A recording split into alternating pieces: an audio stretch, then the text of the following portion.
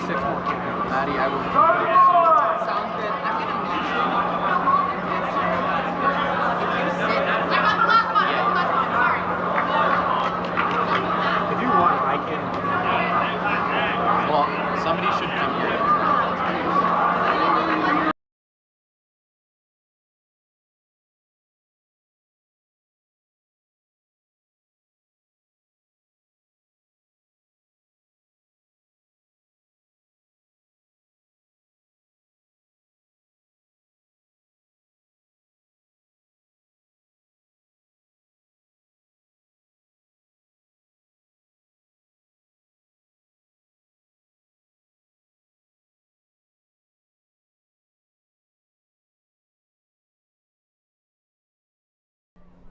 Hello everybody and welcome back.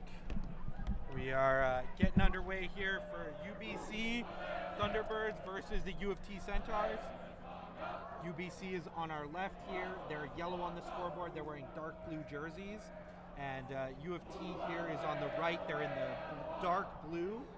They look very similar. So we'll see how this goes. Hopefully we don't get them messed up. We'll see.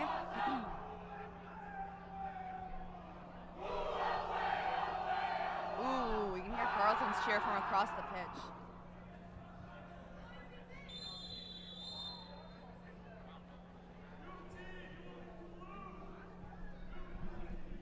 All right, we're lining up here on the line. We've got keeper Michelle for the Thunderbirds going up here on the jump ball. I cannot see the number starting out our game.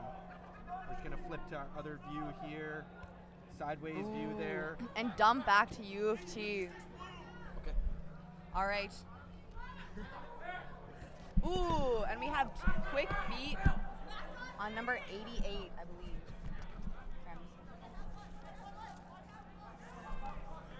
Just some change up in the commentating game. Changing up commentating game. So we have Maddie, I'm back from U of Guelph. We also have Liam, and I'm also from U of Guelph. Liam is a rookie and is very excited to commentate for us today. That's right. Apologies in advance if one of our voices goes. Personally, my voice is very sore. How are you feeling, Liam? Feeling pretty good. Lots of cheering, but doing good. Absolutely. So what do you think?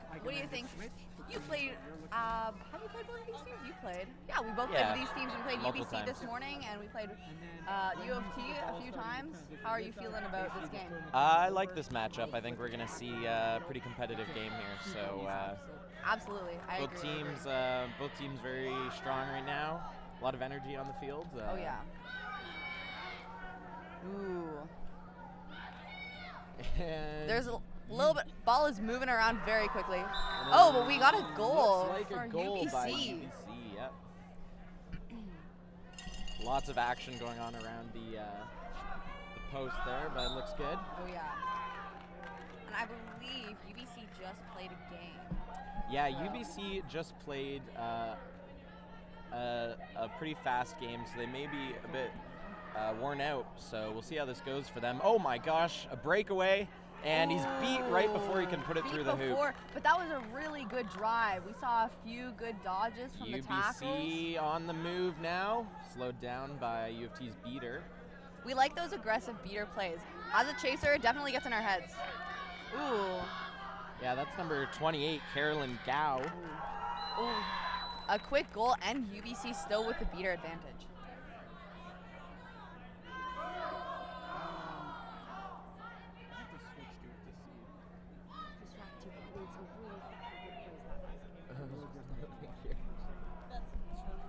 UofT slowing it down a bit here, coming up over the halfway point, and they got a bit of momentum, trying to outplay these beaters here. Oh, a beater throw, but a miss. Dished it out. Looking to see what plays they can We make have some happen. aggressive chasing. Marking high up top over here. Number 57 is driving. And passes to behind. And it goes through. No, it does not. It was a little under. Oh, UBC with the breakaway. Driving hard. Oh, caught up. And he just Goal is no good, just over. But a quick UBC. passes and another takedown. UBC with another attempt here. Oh my, gosh. That was like 3, one after the other. We have a little bit of a pile up. Things are getting tense already. That gets a boom, boom, boom for sure. There's Absolutely. A big pile up now. I might say we could even give it 5 big booms, but I won't do that on here. Reason. Okay, it looks like there's going to be a turnover. The ball is sort of huddled up right now. But Mm-hmm. For clarification, blue team is Waterloo. I believe UBC is yellow. yeah, that's right. They both have similar jerseys. UofT just has some white trim on theirs. Waterloo has some yellow trim, but Yeah. it's pretty similar jerseys. So it looks like there is some ref discussion going on here. Brooms are down currently. Because this is 1080p. And the play continues. UofT has the ball.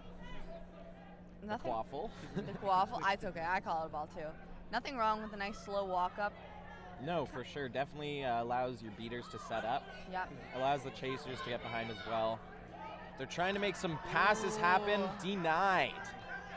But they still have the ball. Atisha with the ball. Oh. And they get it again. Number 57. With a drive, does a Oh, fake, and a fall. falls down, unfortunately. But he still got it. Keeper is not in possession of the ball. UBC has ball again, number 21, just beat.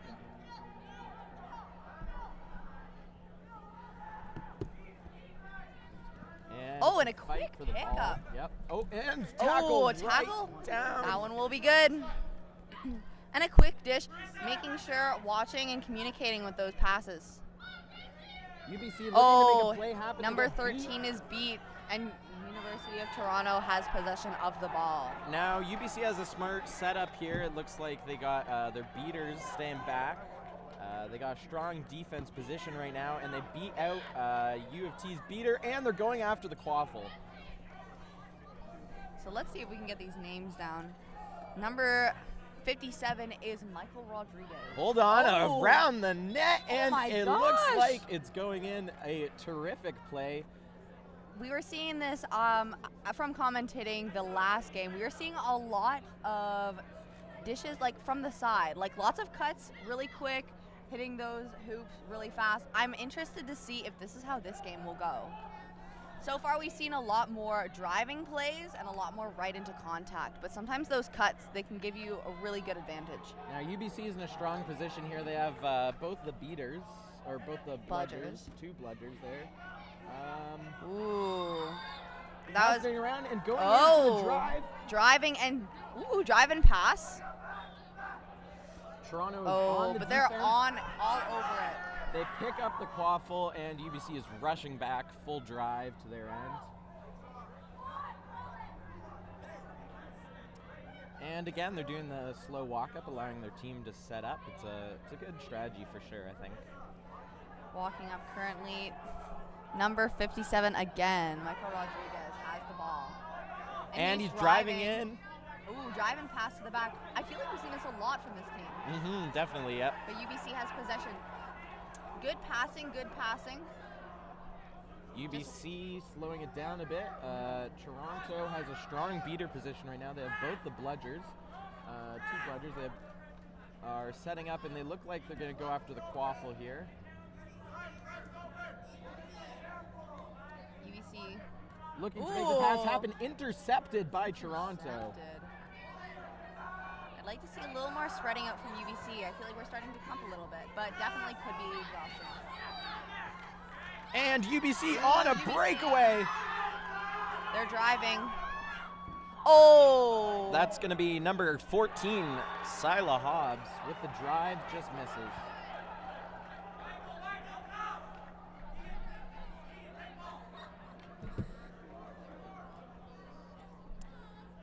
Toronto now has the ball, hiding it behind the back.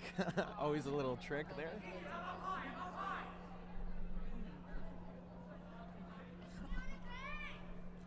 And they're moving it around. That's number 14 on Toronto, Keegan Chan.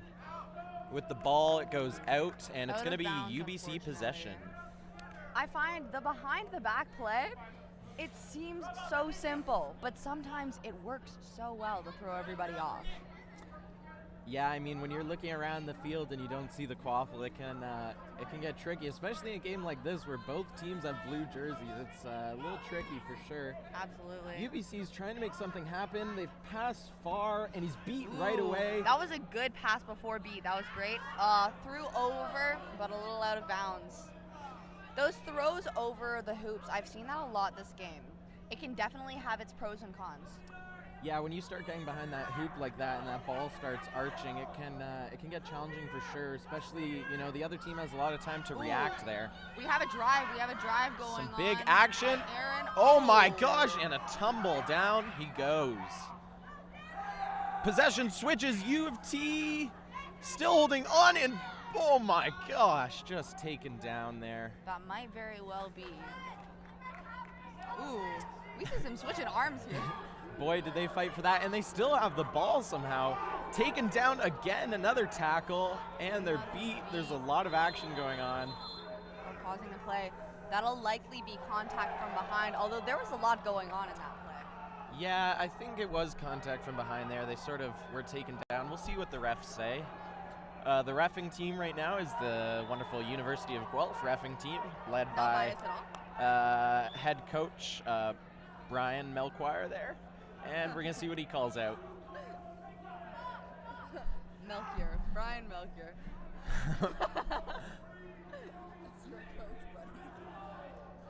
Ooh. Just call him Brian the Milkman. Oh, so they are calling that for a jersey pull on, I believe it was Aaron, number 42. Yes. Interesting. It's hard to see the details from here, Yeah. but there was a big scramble going on, so. So that was Edmund Dang. Pulled on Aaron, so a minute in the box. Back to your sides. I do believe, just getting clarification on what's going on. That was wacky. Yeah, There was a jersey pull from the UBC keeper, and then following that, there was a tackle from behind by the UBC chaser. perfect. Interesting there. So the UBC keeper had a Jersey pull.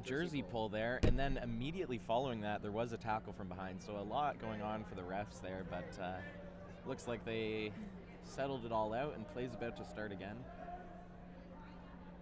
This definitely puts UBC in a tough spot. So now they have 2 chasers and 2 beaters against 4 chasers and 2 beaters. Let's see how they can defend this. Yeah, that penalty box is looking real full right now. And they're driving in, and it's a beautiful pass and alley-oop into the post. Wonderful goal. And that's what we like to see. Sometimes we like to see the drives, and we like to see going right for the hoop, but even just getting those partial drives and then being able to pass to a teammate, get that assist. Yeah, it's really important to dish it out there, especially because they're often going to tackle the person that's rushing the hoop there. So if you can rush in, draw in that tackle, and then dish it out to someone, that's a lot of goals scored that way for sure. Ooh, a block of the ball. Whose ball is it?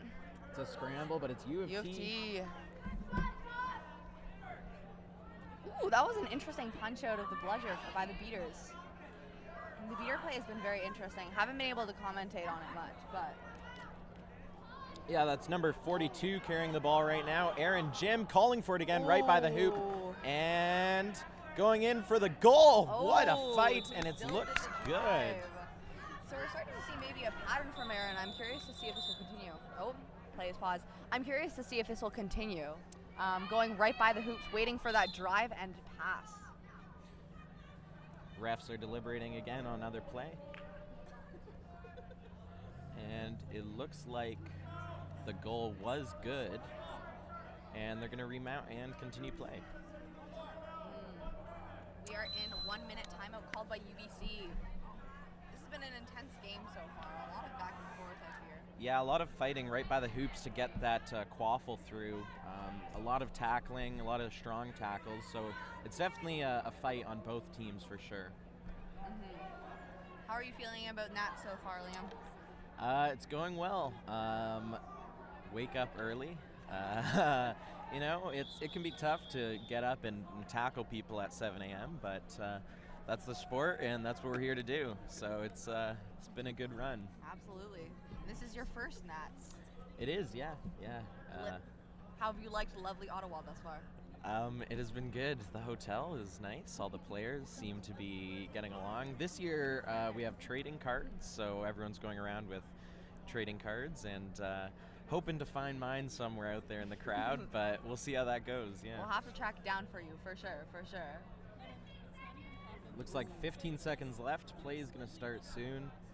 Both teams huddled up, definitely deliberating about strategies to try and get open and get that pass, find the open lane for sure. Absolutely, absolutely.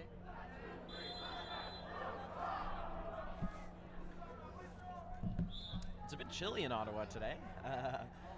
Down into the low degrees. We are in a heated dome, but There's definitely a breeze. for people that aren't playing, it's definitely sweater weather.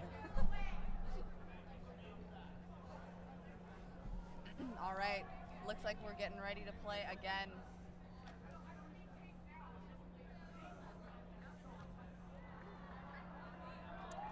Yeah, so for folks who are unfamiliar, we're in the first stage of this game here, the quaffle play. And once time runs out, then we'll introduce the snitch. But right now, it's all about getting the quaffle through the hoops and trying to slow that down with the beaters and the bludgers. Absolutely. Ooh, resuming play. Brooms are up, whistle goes. Let's see if that short pause was enough to get UBC feeling a bit better about their playing. Yeah, I'd like to see some driving here into the net and try and get a pass and just put it through. Taking a slow approach. Definitely slower up. Ooh, Fast interesting drive, play. gets beat, and it looks like possession switches. UofT driving now. And they miss a pass. UBC with the ball.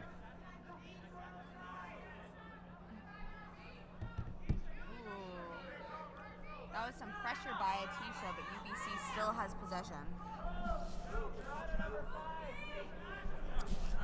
It's interesting here, UBC going in. UofT with 2 beaters. UBC goes for the dish, but Does not dish out. nope. And University of Toronto with the ball now, pushing it up. I like how UofT spreads out. They've been very good at spreading out. I've noticed a bit more clumping with UBC this game. Yeah, absolutely. That very well could be their strategy. I have noticed a few times they'll start clumped and then they'll spread out. Ooh, that was a very good block by UBC. Again, that was Aaron Jim going in on that drive again. We have a running start. Oh, good beat. That would have been a very good drive. Fight for the ball and the quaffle. Whoa. Tumble into the stands. Yellow 11. Okay, it looks like we got a Centaur player right down at the table here, tumbled away. Play is stopped momentarily. Yep. Waiting for a recovery. Took a little tumble there. Took a little tumble. You can say hi to the microphone. Hi, Shreem. How's it going? Are you okay? There. That's number 42, Aaron Jin. Jin. Sometimes this game gets intense. We do love to see it, but we don't like to see injuries. So please stay safe out there, folks. Yes, you were on broom. So we have a keeper swap here from Toronto. Coming in is number 57, Michael Rodriguez. AKA the Wolf. That is a cool jersey name. One of my favorite parts about being a quadball player is some of the most interesting jersey names I've seen, and they all have really interesting, fun backstories. Yeah, well, the Wolf is in the field. Let's see if he can get any goals, hunt down some prey. Ooh, I like that. Ooh, we got a little fancy handiwork with UBC over here. A toss over to number 11, but not quite making it there. Number 11 beat. UBC has tried a few of those more curved passes, and it doesn't seem to be turning out too well. Definitely a long shot. Again, it's pretty risky. If the other team has more time to react, it can be dangerous. UofT now driving up the ball slowly, giving their team time to set it up. That's number 57, Michael Rodriguez. Ooh, a double beat. And, ooh, that was very close to a knock-in, but no goal scored. UBC has possession of the ball once again. Oh my gosh, swatted by Toronto. What? Or Toronto, oh! UBC with the ball. No, one beater. Driving around, trying to dodge it Oh, out and beat down. before. That was a very good drive. Very close with that deflect by the quaffle, but still hit them. All right, UofT driving up the ball. Taking our time. Nothing wrong with that.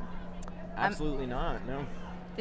I believe this is their both of their third game, second or third game of the day. So it's getting tiring. It's getting tiring for a lot of these teams. And it's good to kind of conserve your energy. We do have more games tomorrow to play. Yeah, now notice number 6, UofT trying to get some looks behind there. That's going to be Charlie Twist hiding out behind the net, trying to get a little quick pick. UofT driving and they're beat down, and UBC regains possession. That was very cool. That was a very long throw, but unfortunately couldn't quite make it. They're setting up their play here, walking down like a line, going to battle. And that's their keeper there, number 97, Isaac Key.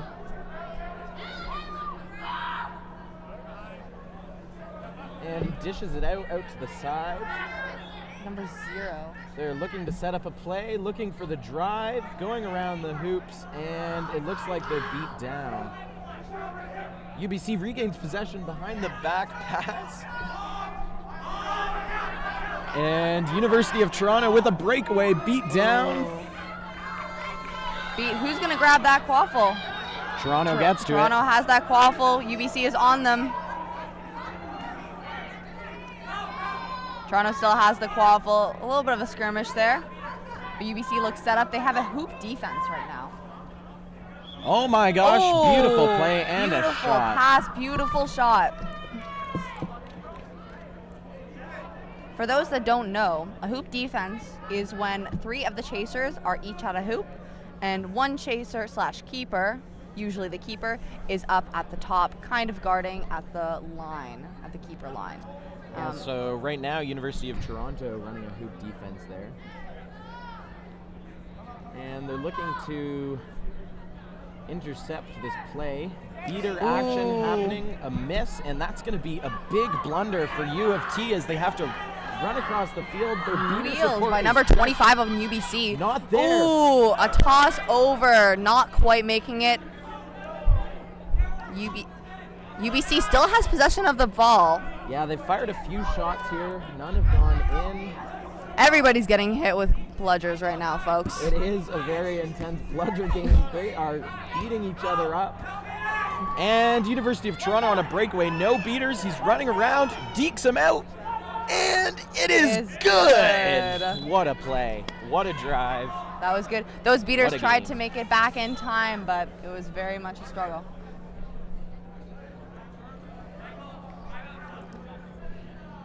That was, I believe, number, I'm not too sure actually. That was Michael Rodriguez actually, number 57.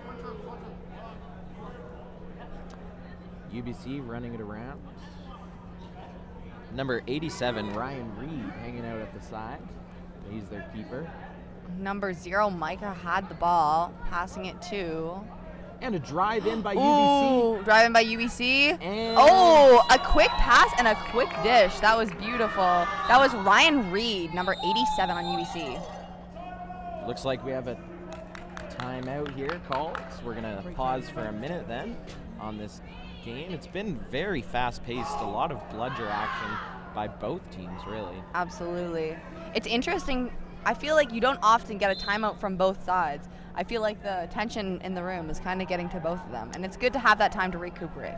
Yeah, this has been a competitive game. You can tell both teams are really putting their foot on the gas now.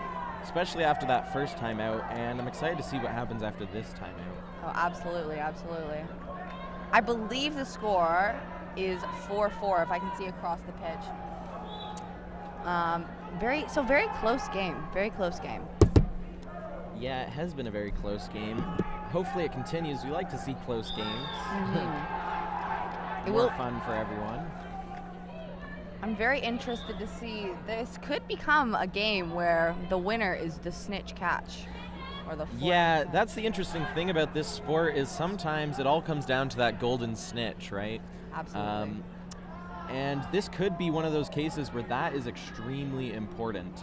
Obviously, it's a big point bonus. It doesn't always mean a win-lose, but in a situation like this, it could be life or death for these teams. Life or death, definitely. Life or death. I promise there will be no dying in quadball. Knock on wood. Let's keep it that way. Both teams setting up now. Looks like they got their energy back, ready to go. We're hearing some cheers and chants.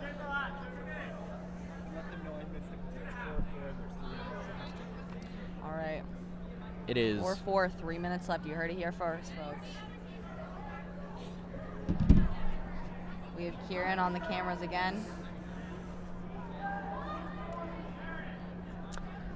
Ready to start the game. Toronto still has the ball. Let's see if they talked about some strategies while they were on the bench. See how all those play out. They have remounted their broomsticks and play is continuing. Michael Rodriguez with the ball.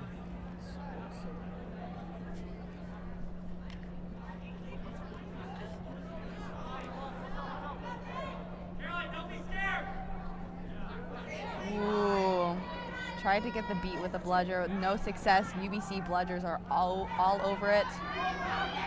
Ooh. Beat Big on long number pass 6. denied by UBC, and they're going in for the drive. It is a breakaway play. Breakaway play number 87. Oh, and a pass and a goal. Let's see. That was number 87 with the assist, Ryan Reed. And number 91, Ryan. Sahil Takar with the goal.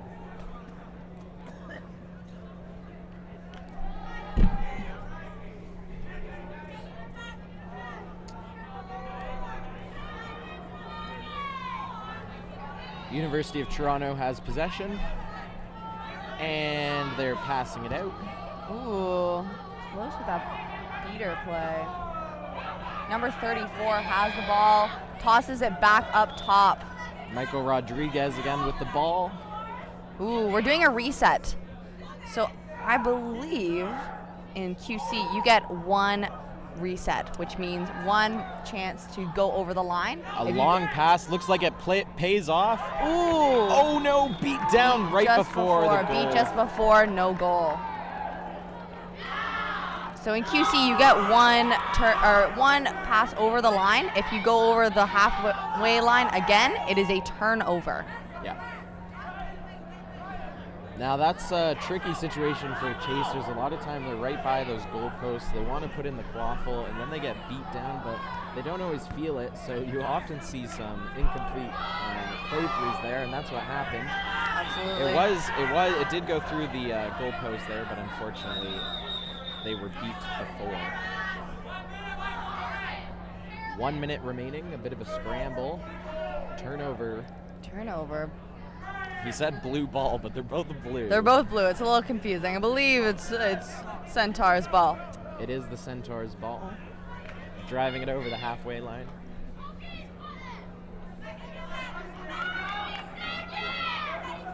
Ooh, 90 seconds left. I think they said 30 there. Oh, actually. 30 seconds? Yeah. Ooh, 30 seconds. I stand corrected. Toronto trying to make something Ooh. happen, intercepted by UBC, and it looks like UBC is driving. Nope, they're slowing it down. Slowing it down. They have two bludgers on Toronto's side. It wouldn't be smart to run right into the bludgers. 5 Ooh. seconds, 4, 3, Atisha with the ball. 2, She's holding. and it looks like they're just going to hold off. The whistle is blown, and that is the end of the quaffle play. So we will have our seeker period next. And I believe who is our snitch or flag runner? Yes. Hold on, we're passing the blanket down, folks. We talk about how chilly it is. I don't think everybody realizes. Tough conditions. Tough conditions. You guys can have blanket. Oh, we're getting the blanket back, Oh, folks? there are more blankets. We are so prepared. We're so prepared. I need the blankets. Currently sharing a fuzzy duck blanket. You know, it's tough. You're going full speed on a game, and you start to sweat a little bit, and then you sit down and you cool down for sure. So. Oh my goodness, yeah. Going into that last game, I finished commentating, ran over across the pitch, jumped right into the game. I was freezing. By the end, obviously not. But definitely tricky. Yeah, that was our last game for U of Guelph there. Our last one played against the Flamingos. The Flamingos are from Montreal. They're not a university team. They're a Club team. A club team, and they're extremely strong. They definitely have very experienced players on their team. for sure very experienced players, a lot of game knowledge, and they make a lot of plays happen. So it's exciting to see what they'll end up doing in this tournament. Absolutely. And always love playing against the Flamingos. Always good vibes. For sure. That's the most important thing I feel in this sport. We want the good vibes all around. That's right. If it's not fun, then why do it? We like the competitive nature, obviously, too, but love to hear it. Both teams deliberating now. We'll see what strategies they pull out, if they focus their beaters on protecting their snitch chaser there, or if they put their bludgers on just protecting those hoops. We'll see how this turns out. It'll be interesting. I believe we have David again as the snitch. David is from the University of Guelph. He's volunteering as a snitch this time. Yeah, he's a tough snitch to catch for sure for a lot of these teams. I'm excited to see how he runs. So, for those unaware, the snitch runner now comes out in the second portion of the game. Snitch runner is going to be the person in yellow shorts who you'll see walk onto the field of view in a minute. They have a ball attached to them that both teams need to catch for big points. 35 points. So it can easily make or break any game, specifically this game, considering it's very, very close. David has a lot of experience in wrestling, and he's got very high endurance and stamina. So I have noticed his tendency, he very much likes to outrun the players. Now the interesting thing about the snitch runner is that they are allowed to just push people to the ground even if they don't have a ball. So we'll see some of those wrestling skills come out for sure. We might see a little bit of a broom pull, you never know. All right, well, it looks like we're about to get started. Head ref with the ball, about to throw it up in the middle of the field. Jump ball. These two opponents look very even in height, so it'll be based on the vertical today, folks.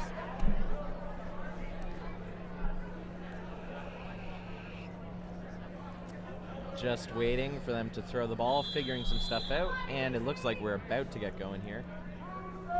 Brooms down. Brooms up. And UBC. jump. Whoa, that was interesting. That was interesting. So Oh. we'll see what Brian takes out of this. Brian is our head ref. So it looked like Toronto had the ball there, and then after that, the jumper for UBC swatted it back, and it's going to be actually Toronto's ball. After the jump, that person isn't allowed to touch it there, I think, maybe what happened. Thank you, Ken. So now U of T in possession of the ball. UBC is going to be setting up. Interested to see. It looks like they're doing hoop defense again. High energy from Toronto coming out. Again, that really, really, really spread out approach here. Very much so. Ooh. Aggressive double beat from UBC beater number 15, Andy Yu. So it looks like the beaters are going to be focusing. It seems to me like the beaters are going to be focusing the seeker play, which will be interesting. Yeah, oh my gosh. There's David sprinting around the Quick field. moves from David. Oh, and we got some good passes from UBC chaser side. Oh, a quick pass. Are they going to be able to drive?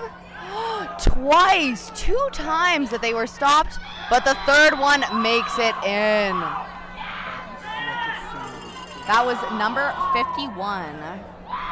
If I can find that number. Maybe it wasn't 51. I lied, guys. Sorry, folks, I didn't bring my glasses. David still has the snitch in a strong position. Both the seekers going aggressive after him. Holding off for now. And quaffle play is a long shot by long University shot, of Toronto. Unfortunately did not make it in, but that was a very strong shot.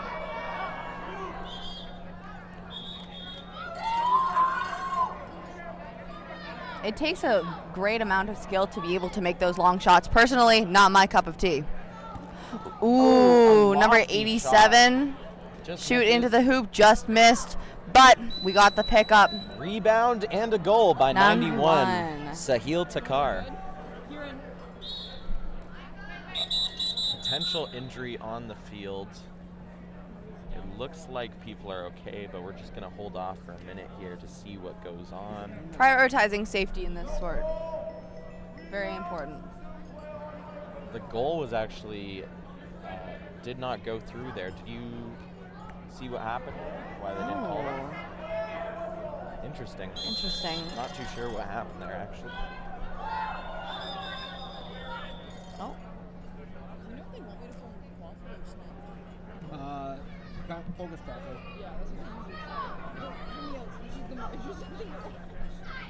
So I'm trying to go to the top down so you can see. Michael Rodriguez walking it up again.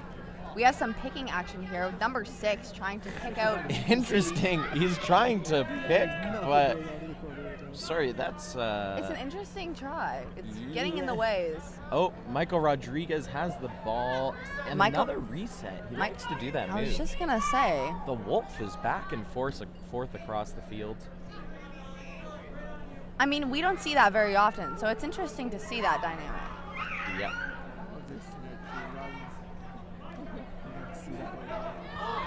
Oh. Snitch has fallen off. And a turnover on the quaffle. UBC driving it up. Oh, a quick pass. What a lob. What a view. And oh my gosh, it goes in. It goes Oh, in, but never mind. it was no goal beat before. That was really tricky. That was very much a tricky one. Otherwise, that was great. Centaurs have the ball, galloping it up the field.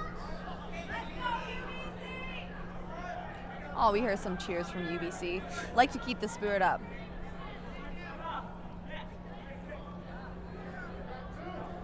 Michael Rodriguez trying Running to around. run it around, throwing Another it to the big back lob. again. Are we going to see a drive? Drive. A drive, and And it's a goal. in. That was number 34, who does not have a name on our sheet, so apologies to number 34. You also just saw some snitch action there. That's still going on.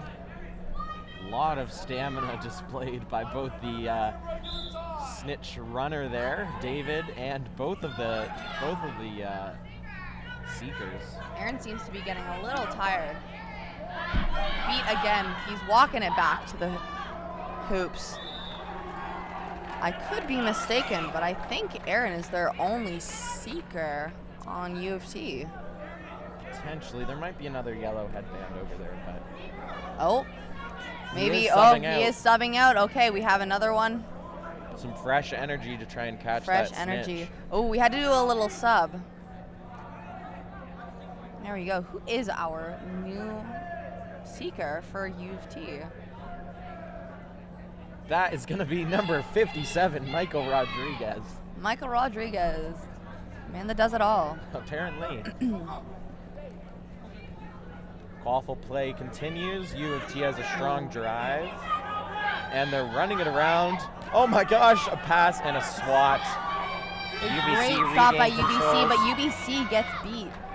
UBC still has possession of the ball. Number 13 drives it up. Christy Wu, no goal. That was very close. That'll be an inbound for U of T.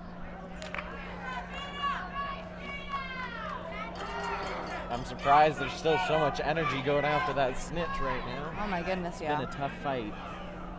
Definitely. Like I said, David has very good stamina. Yeah. And he has an apparently. interesting play. I find a lot of people. Ooh. He Sorry. seems to run from side to side a lot, so. Oh, yeah. UBC is driving, and I don't breakaway. think there's anybody to stop him. Oh! Oh! It goes in just before the beat. Just before the Wonderful beat. goal by 51. That is 51. You didn't lie earlier. Whistle is called. Potential snitch catch. Let's hear it. They have to deliberate. It was very sneaky catch by UBC. Again, that snitch is worth some big points, so we'll see what happens here. Mm-hmm. All depends on what the refs decide. Definitely could make or break the game.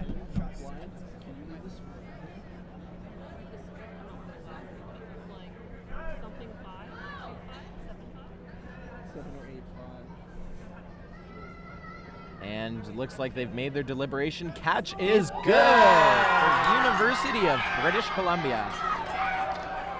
Very hyped up. I've started to like, and that is game. I've started to like the celebration from UBC and from a lot of the teams that I've seen. We like the little hands up with the twinkling fingers. It always makes my day. The team now pushing up number 0, Micah Endaya, the person who caught the golden snitch. There it is. Love to see it. All right, well, that'll be us signing off because we have another game to play. Hope to see and hear from you folks soon. Have a great rest of your day.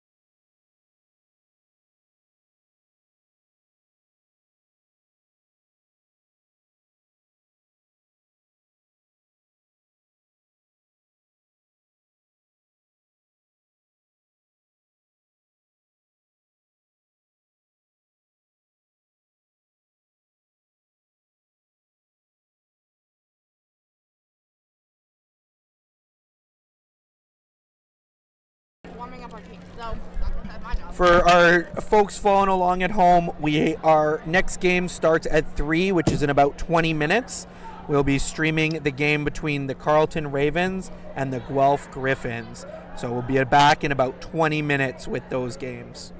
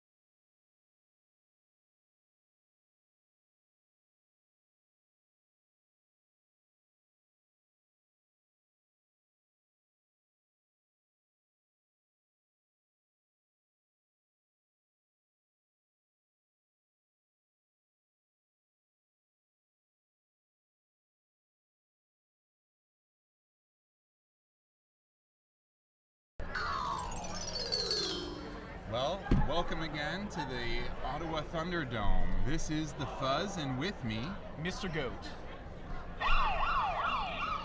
we're in for a great game today between Guelph and Carleton. What can you tell me about these two teams, Mr. Goat?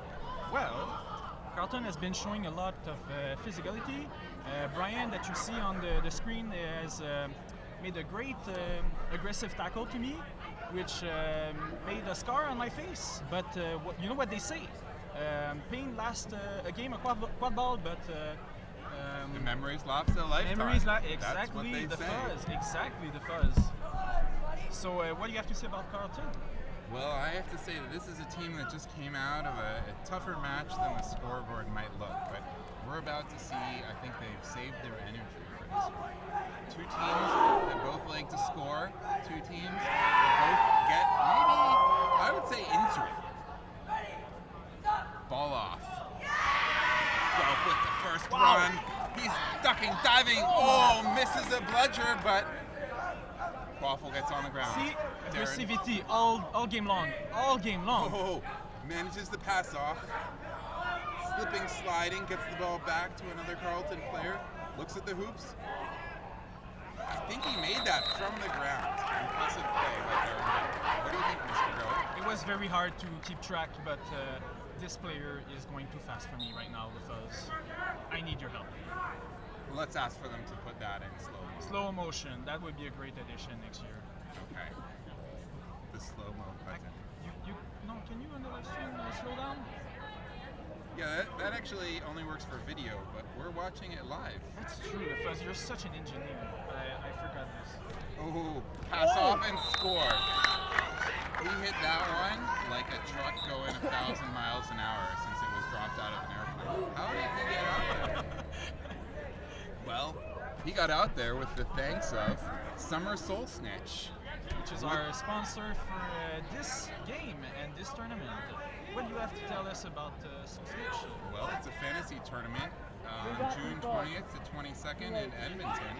I was told that it's like Woodstock meets Coachella. Great And another quick goal for Carleton.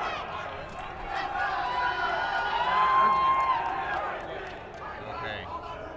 So, as you see, the commentator role is high in demand, but we're doing the right We thing. just sent the other commentators off the pitch, but you know what they say about Quidditch? Yes, tell me, the fuzz. Well, the priority is who takes the seat first. And well right now said. we're seeing Guelph say, I want it first, but Carleton says, no, me first. Content to take it slow. Carleton sends one behind, one left. Keeper and chaser there. Where is advantage to Guelph, I think, right? Two bludgers with Guelph. Nope, two bludgers with Carleton. They knock out the first chaser and make a seam. Again, Darren with the ball to Andre. Passes Andre, back, hard pass. pass. Oh! Knocked out of play by Good the Guelph defensive play by player. Guelph. Again and again. Ooh, nice throwback. 42 keeps it without the reset. The chaser is open on the right side, He yes. sees something. And No! Guelph picks it up. Oh, we're going to see Guelph kind of reset here, get their players on the We field. have a very... Player down. A little bit of mistake here. It looks like They're like a brick wall on Carleton defense. picks Guelph. it up. Very impressive. Oh, we're seeing a huggle here from 22 and 26.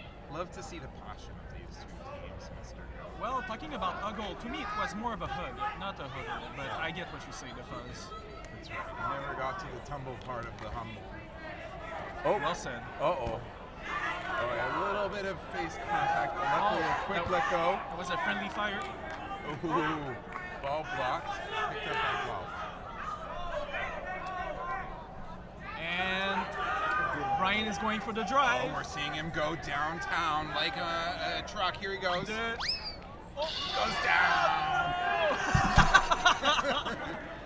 Ball out, swept up by Guelph, looking for an opportunity. He has a player across from 7.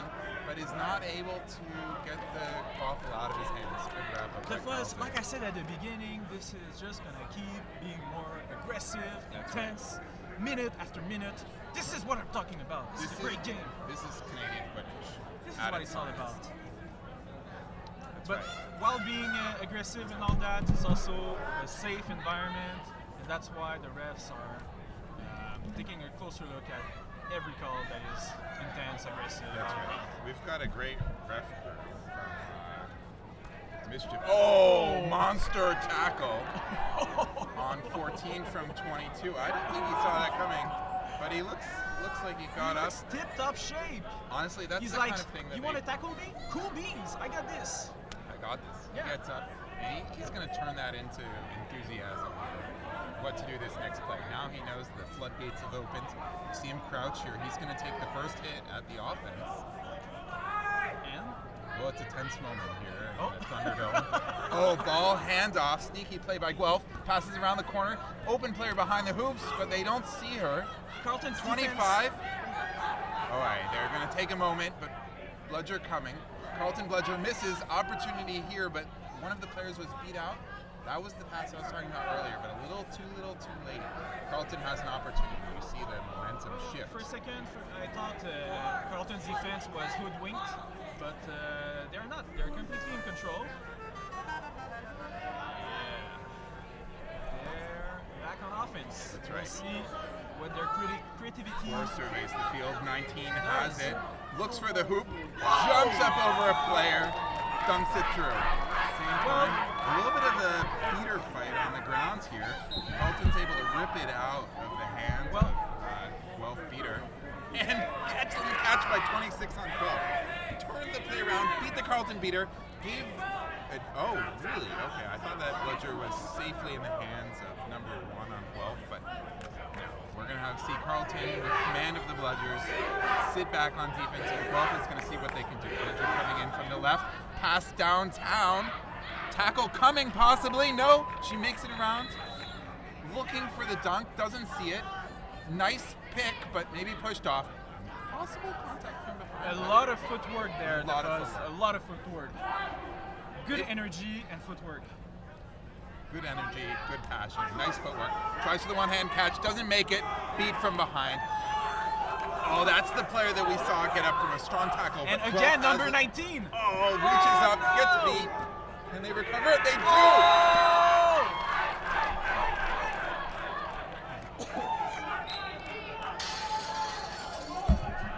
19 just crushes the ball. The through fuzz, the I hoop. was gonna say, I'm very impressed by the performance of number 19. That's right. That player has been showing impressive drives while showing that I'm not sure if that player is new, but I'm not sure. He's got rhythm. He was there last year, I think. Yeah, But this year, really showing its true colors. That's very right. Good, very good. This year. Matured into an excellent Matured. player here. Now from chaser to keeper, commanding his team. I think Carleton is happy to sit back as Guelph passes around the outside. Has an opportunity with Bludger. Carleton picks it up with an intercepted pass on the ground. Carleton yelling out for positions. We're going to see one player run around the hoops. Let's see if they make it. No, they say instead. Misses the shot. Second opportunity. Blocked at the hoops by Guelph. Excellent. Their play. resilience is outstanding, the fuzz. Oh, and a turtle time. We don't like to see players go down around the hoops, do you, Mr. Gray? Well, actually, the defense is on point, so I don't think Carleton did anything wrong. Actually, there's a lot of recruits and new players on the field, so the future looks very, very bright for Carleton right now. I'm impressed by their performance. They're not afraid of Guelph's defense, even though it's very good.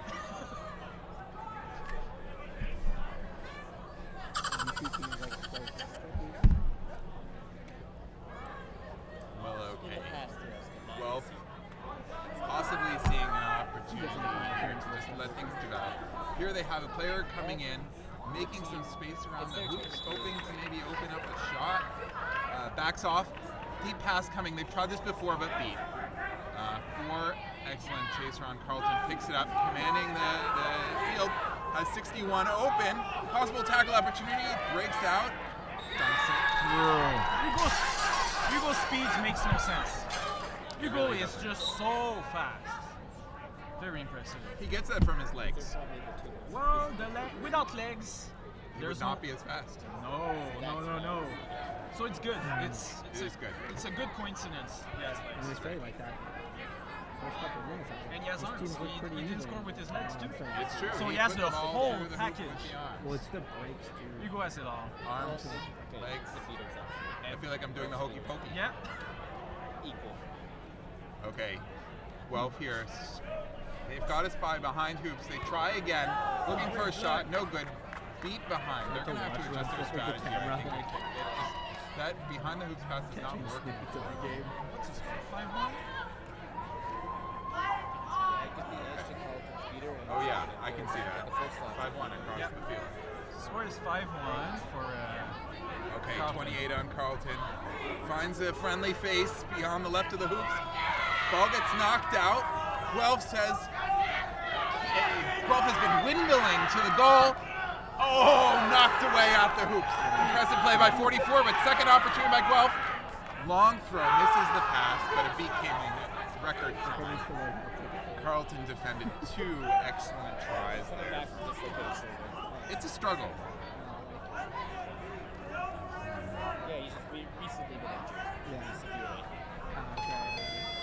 Oh, who's that? What time it is? It's time for a sponsor. Well, tell me about the sponsor, Mr. Goat. Well, we didn't finish before about talking I about forgot, snitch. yeah. I've heard it was also the best sport in the world involving 5 balls on the field at the same time. Oh, impressive goal. We'll get back to Summer Soul Snitch in a moment, but we're seeing a lot of just raw power. Raw talent, raw power, They're cycling themselves up. nothing medium rare, just raw. I'm seeing from the sideline of Guelph the same energy, but on the field, oop, one windmill, looks through the hoop, pops it through. The big man from Guelph will not be denied. The truck has arrived. So have you been out west, Mr. Goat? I tried to go west, but Canada is so big, right? So big.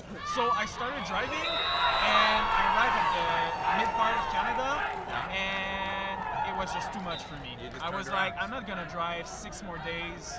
So I stopped and I came back home. So I wanted to go west, Yeah. but the reality of Canada being big, just I Canada can't. is a big country.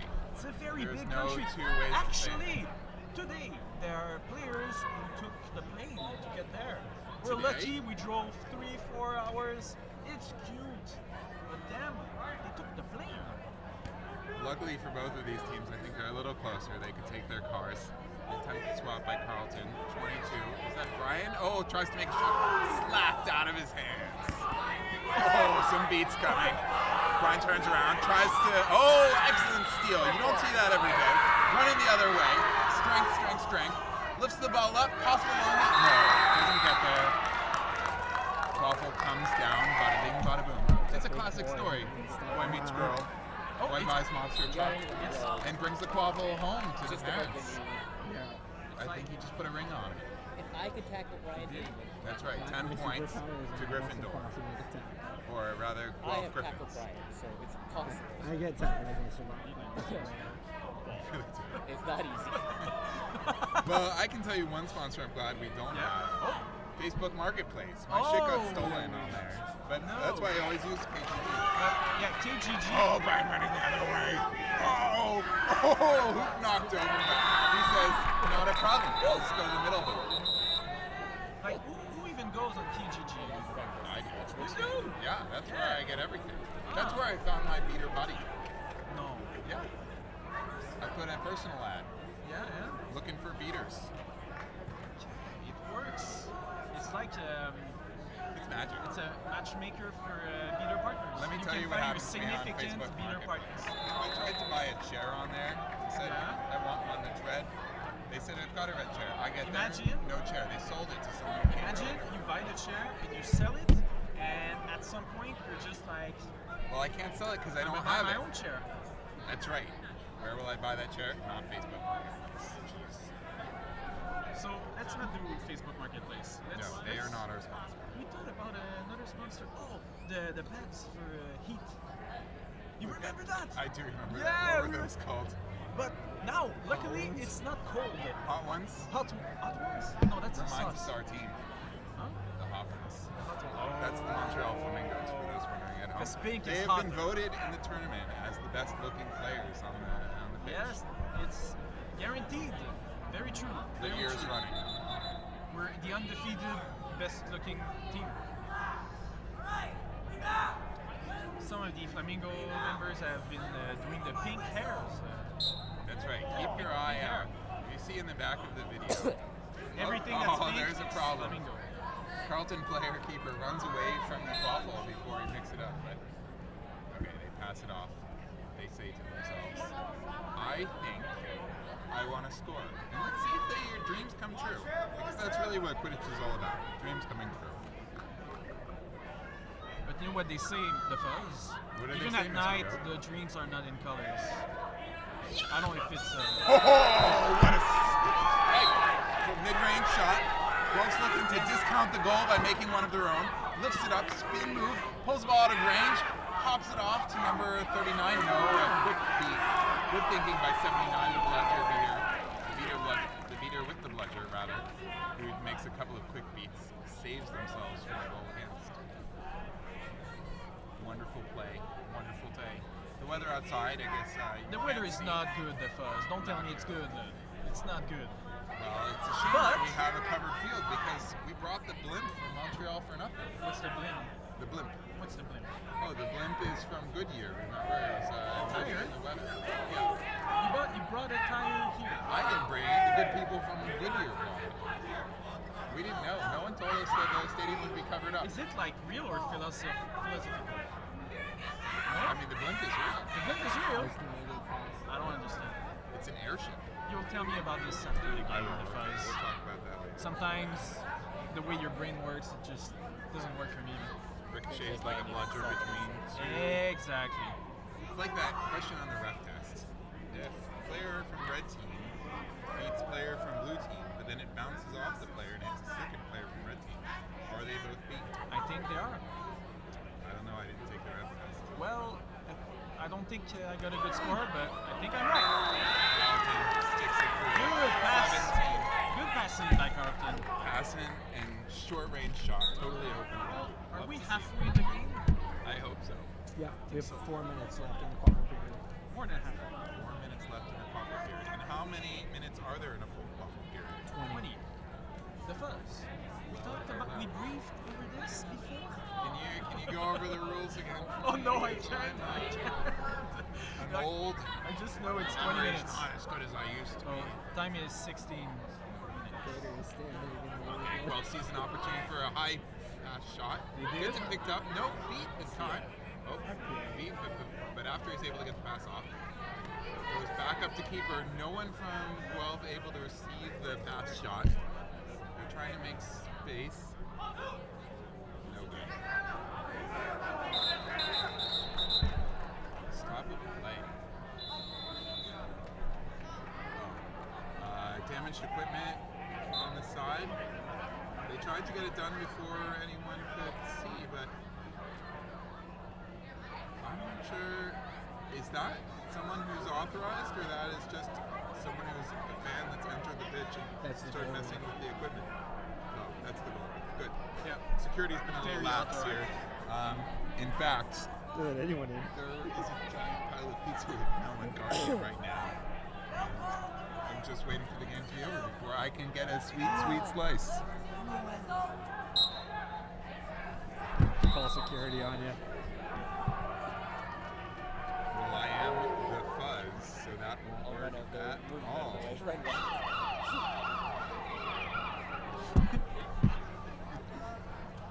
Your name suits you very well, the fuzz. It's because I lay down the law. On the field, that is. You're like Pandora box, the fuzz. That's right. Full of surprise. Oh, surprise. Way to put that is this. Porta potty Oh, just half down outside with our pitch. Oh, the ball. 16 Wow, passes. what a to great 59. pass. Gets it through. Very good pass. Comes from Tumbling Apple. into the goal. Tumble rumble and 10 points to Carleton Ravens. Bad birds of Quidditch. I mean, The bad birds. bad birds. The are big good- bad birds. Who are the good birds of Quidditch? We're the good birds. We're the flamingos. Oh yeah, the Yeah, flamingos. okay, don't tell me. I mean, wait. I heard flamingos are like nasty, very like mean creature. Are they? Yes, they're not friendly at all. Oh. Well, So they do eat a lot of shrimp. yeah, that's not good. Oh, spotted from way downtown. 55 says, I think I'm going to take it alone. Makes a pass across field. Oh, Misses no. possibly out of bounds. Excellent effort. Love to see it. Quickness, The fire. the fire. Yeah, And the exactly. legs. Saga? And the Or arms. like as you were joking, like, I'll pull Another- that and then another say player. that. Another across. example. Which is the full package. I'm gonna break that over. Well, I think we're seeing a field full of whole package. That's I right. think I had like 6 more cameras to play with. Oh, some excitement from the Carleton crowd. He bench. has like 6 buttons. That's right. Oh, you can see them getting into it. That's how like hockey game is. Like someone sitting there with all the flags. Well, switch to the making some left, moves. left. Left, right, spins. Another left foot handoff. Passes. Carleton's there to pick off the pass. Turns it into energy. Then I cue it Two up to players production coming. and then the production man. Looks like a possibility for a jump pass across. Hits the post. The posts don't lie, the fuzz. The That's- post don't lie. That was going to be the title of the song, but then Shakira's manager had to get in the way. It's better hips than posts. Shakira has more hips than posts. That's true. But had that song been performed by Quidditch hoops, I think Posts Don't Lie would have made sense. You know the fuzz, whenever, wherever it is, I'll go for what you say. Waka waka. Speaking of some Waka Waka, we're seeing a beater battle here between 26 and 90. At the same time, a face-off between Guelph number 8 and number 75 on Carleton. Like, just pure intensity. Staring each other down. 55 goes for the tackle. Ball out, though. Gets around, but once again, Carleton beaters. Just, they know what's coming. I think they might have seen the practice of this team. There's one player on the left side, Make that very pass open, inside telegraph. very willing to score. Yeah, coming Colin forward But even. will the pass come to him? The pass 42 comes to him. says, I want to, but scores on his own. It's better to score than not score. That's what my motto was used to say too. That's the best goal you can score. Oh, 87. Almost got a swinging shot around the right side. And another stoppage. With about 10 seconds left in that period. 10 seconds left in the There's period. so much to do in 10 seconds, Fuzz. What can I you mean, do in 10 seconds? 10 seconds is not that short of an amount of time. Some people say it's really long. It's not. Tell us, Fuzz. I'd say it's average.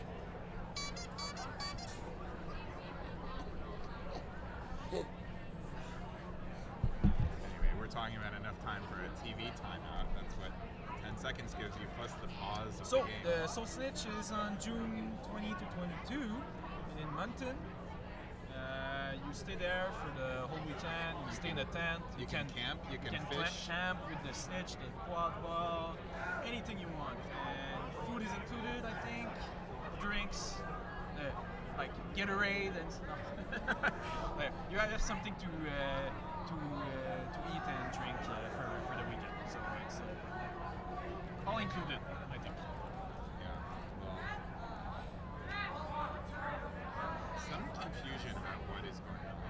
I don't think anyone knows. Oh, yellow card actually. I guess someone did. Just wasn't me. Well, Mr. Goat, how have things gone today in general? Has the tournament been running smoothly? Oh, the tournament always starts late. It's a quadball thing. It starts late, and then for somehow, some way, it's back on track. Let's talk about the hometown heroes, University of Ottawa. Oh, they brought a lot of players this time, and I think that came as a surprise to the other teams. Did some of their play surprise you? Did you have a chance to watch them earlier? I did not, the Fuzz. I did not, and I should have, Well, but I was reffing. I could not. Well, they played a close game against Carleton Ravens. Yes, I think it was yes. 50-100 in the end.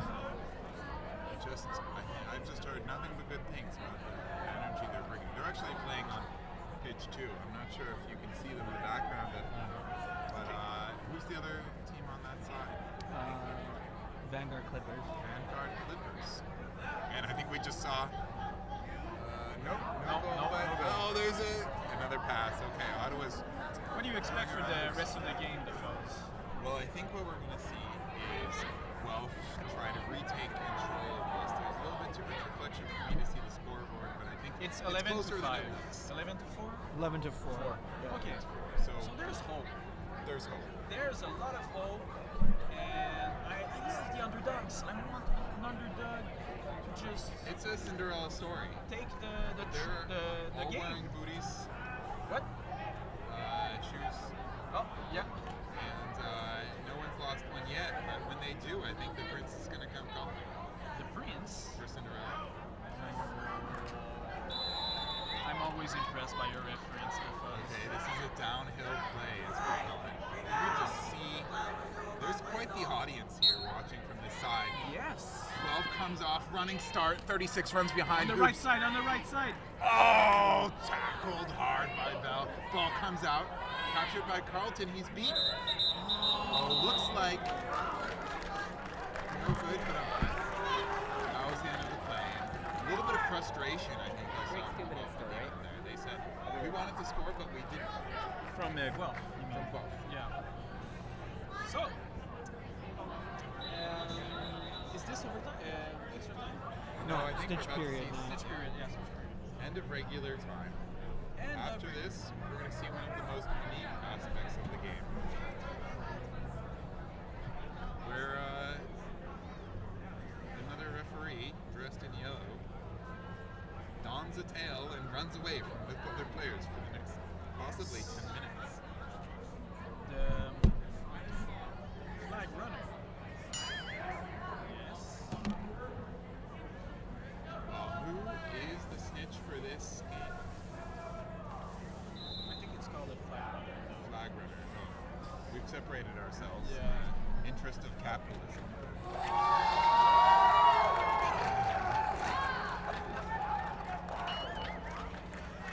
Anyway, feels like in the old days you played sports for sports, but now the kids, they want sponsorship deals.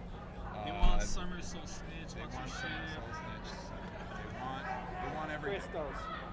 They want Cristal. Is that what? Christos. The person who Oh. caught the flag runner from Mischief and the other team, Vanguard. Over under 2 minutes. What do you have to say, flag runner? Over under 2 minutes. What do you think? Wait here, if you stand here, survival. we can have the camera. You think I'm going to survive for less than 2 minutes? Or what's the bet? It is 11 to 4, I think. Okay, It's that's 11-4, yeah. Okay. You guys I can would say look I'm here. gonna bet on. Over under 2 minutes. We just like it being fed to us. We were saying 10 seconds is average before. If I don't get caught in 30 seconds, I'm going past 2 minutes. Make every second count. Okay. 10 Some seconds is some a lot. tough talk from you got our ego. snitch. I know. 10's If I don't get caught in 30 seconds, Yeah, Be but proud of that he's performance. saying but I might get caught. he thinks that the break line is 30 seconds, and then after that, he thinks that he can last for 2 Are you minutes. going over or under 30 seconds? The Foes. I'm thinking over. I've seen this player play before, and he waves that tail around like nobody's on. If I'm not mistaken, the tail was caught last second, last regional. It was swing person. It's on well said, the Foes. I think no And words would do it It justice. might just be the same. We see a little bit of a conversation happening between Have I players. heard correctly, the Carleton cheer is too slow? Carleton cheer was too slow. That was the explanation. I just heard 1, 2, 3, too slow. Jeez, okay, well, I don't know what to say about that. Well, if there's one thing for sure, they are not too slow. Let's have a little music to get us in the mood. Okay, I'm in the mood. The time starts. Okay, We here did not we go. see the Fuzz. We did not What, see Mr. a Goode? penalty in this game. Well, this is an excellently managed game. by Well, the ref, if that's like I the was case. saying, it's It's aggressive, but it's in a safe environment. No one was hurt. No one was penalized. You just see a lot of respect between these two teams. The respect is strong within both teams. I would even You say see the heavy. handshake? That's what sportsmanship is all about. That's right. The And fuzz, athleticism. I'm so excited for this time. It's a great time. Okay, Mr. Goat. I think with bated breath, the audience watches. Ball goes out nicely down the middle, goes Guelph's way. A Brian little bit is of waiting energy. for Looks like a pass. bludger might come. Oh, picked up by 75. Quaffle going hard down to the left. He skips, jumps, puts the ball through the hoop, and my God, another score. A little dance, razzle dazzle coming from the side. Oh, looking for snitch action. Have you watched disco soccer or disco football? The fuzz? I've never watched disco soccer or disco football, So but I'm basically, intrigued. Tell me it more, just Mr. is you play the sports and you dance. Meanwhile, and what we just seen from the goal scorer could have been a disco quadball sequence. You That score sounds and like- then you dance. That's like the future of the sport. It's the there. future of the I sport. love to dance. Oh! A little bit of rumble tumble on the ground there. I Guelph love player your expressions, the fuzz. Rumble tumble is gonna be on my text. Shizzle. For shizzle. For Oh, shizzle. long beat on the chase, on the seeker. Oh, near miss by Hugo. He gets up. 32, running for his life. Quick turnarounds. Got to watch out for those long arms. Well, he's lasted 30 seconds. He's in now. 2 minutes Well, is the I new think goal. I lost the bet, the fuzz. It's over 30 seconds. What were we betting? Do you remember? He's almost at 2 minutes, 30 seconds in there. Oh, goes between the legs. Catches not the snitch, but The swoop between the legs You is gotta very take- dangerous, but very impressive. you got to take the possibility. When you do it, you got to take chances, or you might You gotta not. grab the ball. Got to grab the bull by the horns. Exactly. Grab the ball by the tail. Grab the ball by the tail. Okay, Sugar watching like a hawk. He just keeps shaking his arms. I'm not sure what that It's, means. I'm telling you, it's disco quadball. It's disco quad. You don't need to have rules. It's just oh, Oh, it's jeez. already there. And you receive Hugo making another impressive catch. That's It's a what Guelph shame. might be It was thinking a good here. game, but at the same time, they deserve it. They played well. They There's did. a hug. It's all friendly and just good sportsmanship from both teams. That's right. That's between two players in the same team, but they're wondering. You see some Could interesting they signals. speed a catch? I'm seeing more and more refs just crowd into the field. They want to get a piece of this action, they say. They want to get a piece of, you know what? Of this moment. This moment. It's magic. Oh, here comes the call. Catches. Well, Catch is good. The crowd. a little bit of mystery was resolved today of who would catch the snitch. Well, the fuzz. I didn't say, but Hugo was gonna catch it. I just knew it. Well, I think if you are on the Carleton Ravens, you might be saying, but if you're Guelph right now, you're saying, oh no! Because these scores are just heavily out of whack.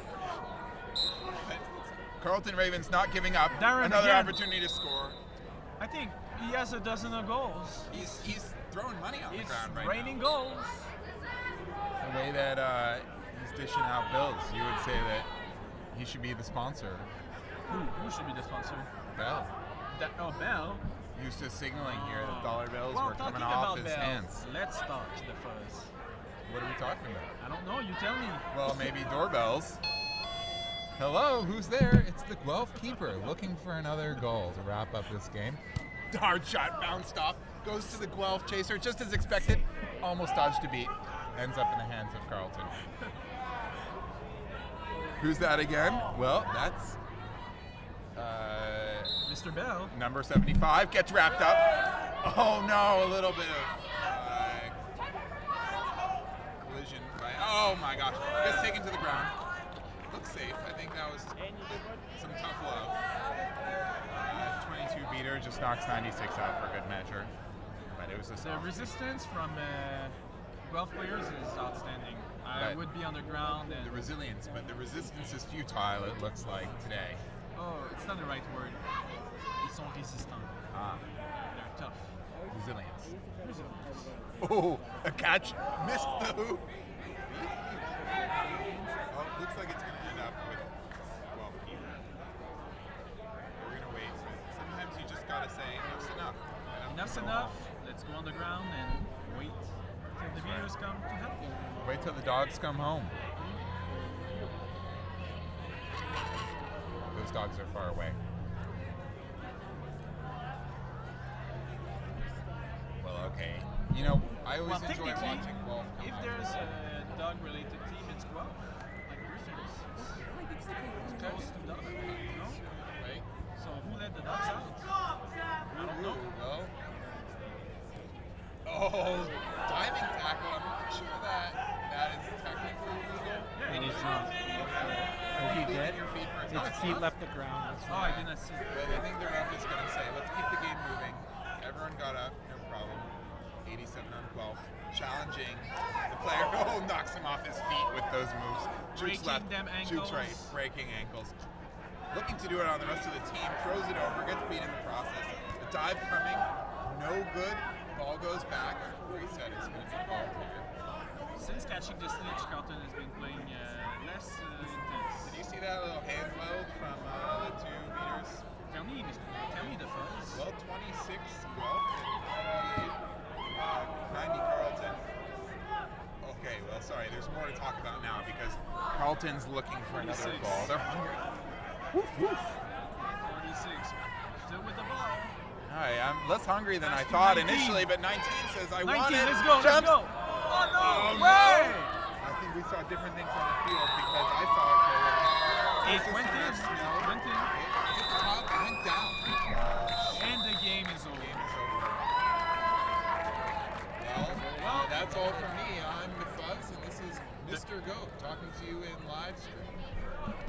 Until next time. Until next time, I'll play us out.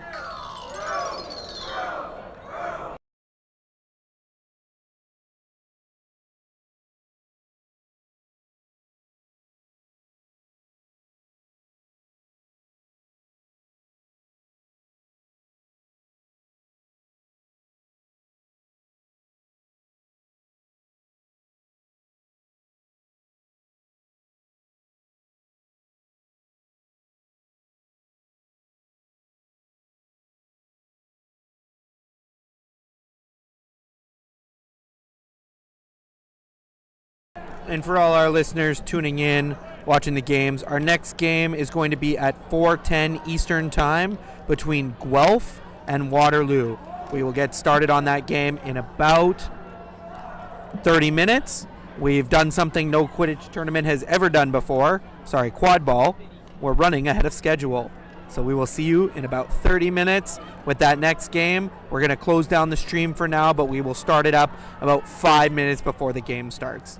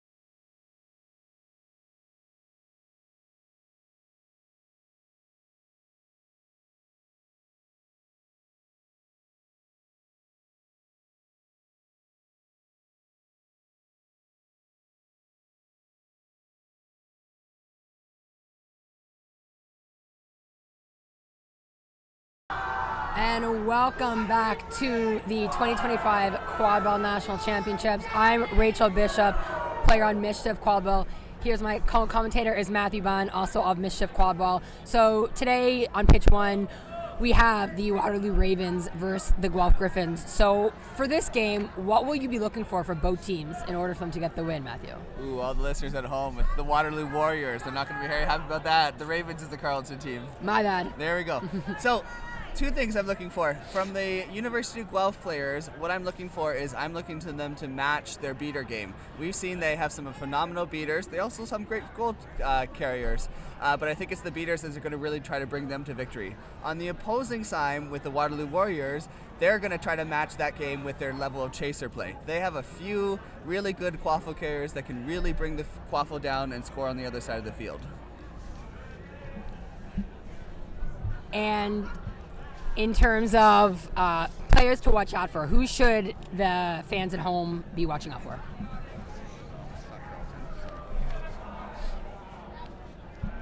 I know you mentioned Asher Birnbaum as the starting beater for Waterloo Warriors. Is that someone to be looking out for?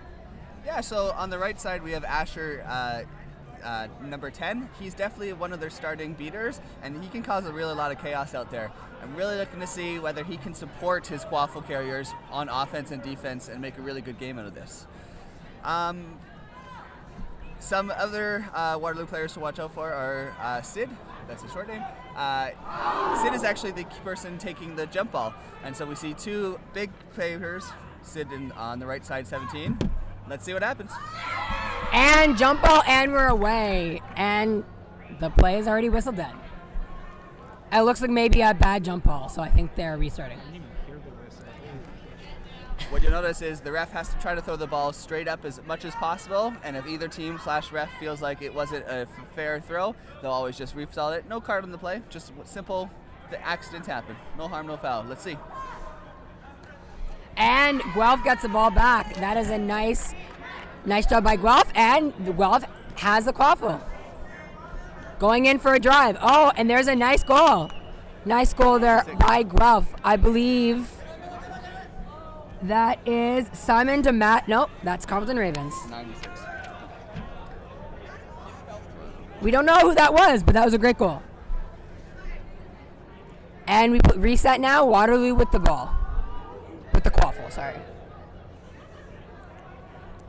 There is Siddharth Puri, number 17 on Waterloo, starting keeper. You'll see Guelph University here, they're really going to try to use both their bludgers. They have BS on the field. It's up to them to see if they can make a play for a chaser to come in, or Brian Melchior, our keeper, on the field to try to go in and get a goal here. BS is bludger superiority for those at home who are unaware. It means when you have 2 out of the 3 bludgers. Bludger controls the game. So, if you're wondering what that is. Oh, and there's a great job again. Oh, nice passing in by Guelph. Oh, almost. It looks like that did go in actually at the end. I believe that was Brian Melchior who scored that one. That's correct. Long-term Quadball player. Definitely a player we want to look out for both last year and this year in the Team Canada standard. He's one of the phenomenal keepers of the sport, and I really like to see his growth as he plays for not just Quidditch Canada, but also our Summer League, Major League Quadball. Brian's one of the players on the Toronto Raiders, and I really look forward to see his growth and development this season again. Major League Quadball is the semi-professional league in Canada and the US, we shall say. A bit more intense than this one? A bit more intense. What we see here is we have 9 teams at it, but we also have 16 teams, 14 teams competing in that Summer League. Let's see what happens here. Nice job. Guelph has the ball again. Nice passing. Oh, great block by Waterloo there. Back in with the drive. Oh, great block. Great block. That was Siddharth Puri there coming in for the block. Denying Guelph's big man right there. Really nice play. And that's what we were saying. Waterloo's really going to try to step it up, both offense and defense, to try to shut down that scoring potential of the Guelph players. There's Puri with the ball again. He's looking for some options.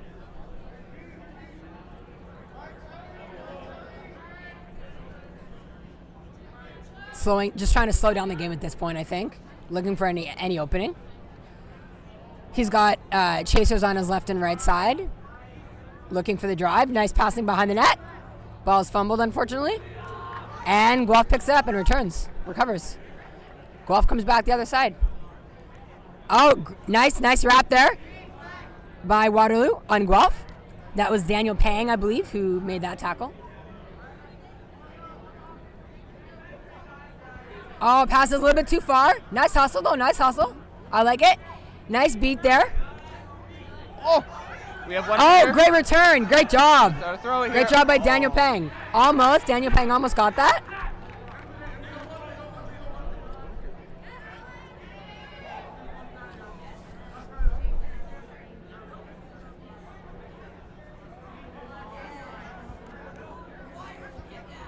Trying to kick the ball to himself. You'll notice here, and I was able to trip on the play. You'll notice that Guelph University this tournament, and we may have a stoppage in play.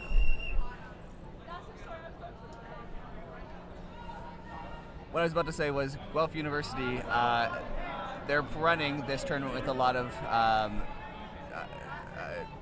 newly recruited players.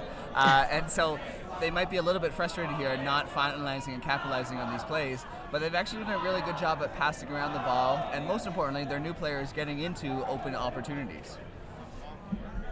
Yeah, the passing game has been really good so far, but Waterloo's defense has been quite solid, I think. They have. I've been quite impressed so far with the Waterloo Warriors. I know being a team, well, that's the thing, right? Both Waterloo and Guelph are a team in the GTA, so that's why I happen to know so many of the players, is I happen to train with them either in the summer or in the fall league. It's really great to see both of these teams, how they're growing as a team, and bringing in their new players as they become veterans. Agreed. And Waterloo's had a kind of a tough schedule so far, so it's good for them to get that exposure and get experience playing against some of the harder teams in this competition, I would say. Looks like we're just about to restart here shortly.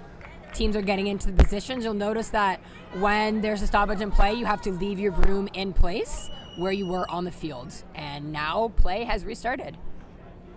Guelph has the ball. That is number 9 on Guelph. Can't read who that is. Nice try though, nice block. Guelph back with the ball again. Brian Melchior. Great passing. Oh, solid goal by Guelph. Excellent job by Brian. He just saw Marissa Noftel there. Tapped it in for that goal. Really nice play. Really well done by the Marissa player. Getting that pass off, looking for that pump fake, and ultimately knowing that it was blocked and going for the top hoop, which wasn't being covered. Phenomenal chaser play by Marissa. And her last name is Noftel, not to be confused with the 5,000 Naftals on Carleton Ravens.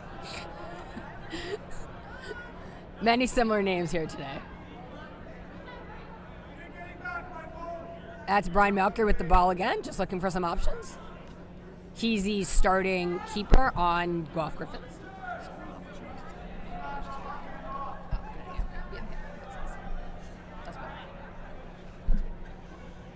Guelph with the ball again.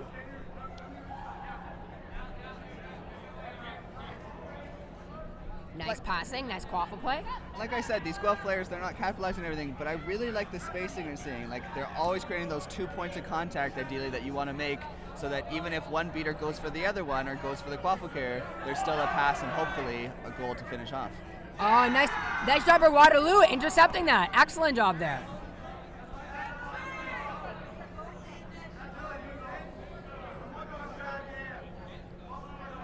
I think the Waterloo team has done a really good job preventing Guelph's beaters from really becoming a dominant play. I know if a couple more beater plays had gone Guelph's way, the score might be a very different story right now. Agreed. Oh, and there's a nice pass for Waterloo.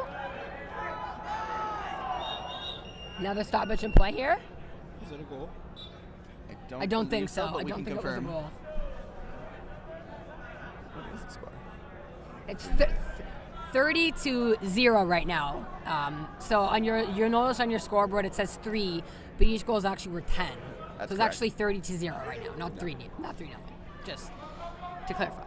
For those of you new to the sport, each goal is worth 1 point on the scoreboard, or 10 quaffle points. One of the major differences, as we're going to see as the snitch is released, is in the sport played on the actual brooms, the snitch is worth 150 points. Correct. In our sport, the flag runner, they're only worth 35 points. Correct. And we don't fly either, which is sad. Do not quote me on that one. It's a little bit embarrassing how long I've been a snitch and still am getting that wrong. I'm also a math teacher, so I don't, even more doubly embarrassing. Nice movement there by Waterloo. Really nice play, though. Really nice ball movement. Nice try there. Oh, right off the top. Oh, just skiing the top. Almost a goal. Nice ball movement, though, by the Warriors, not the Ravens.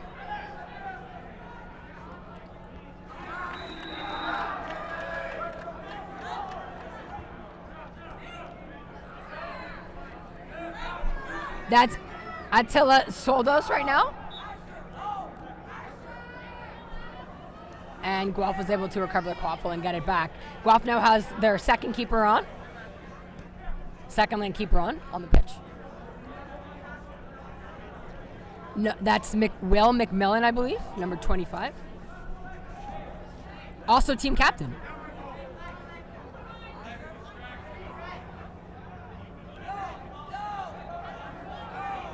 Waterloo here looking for a fast break.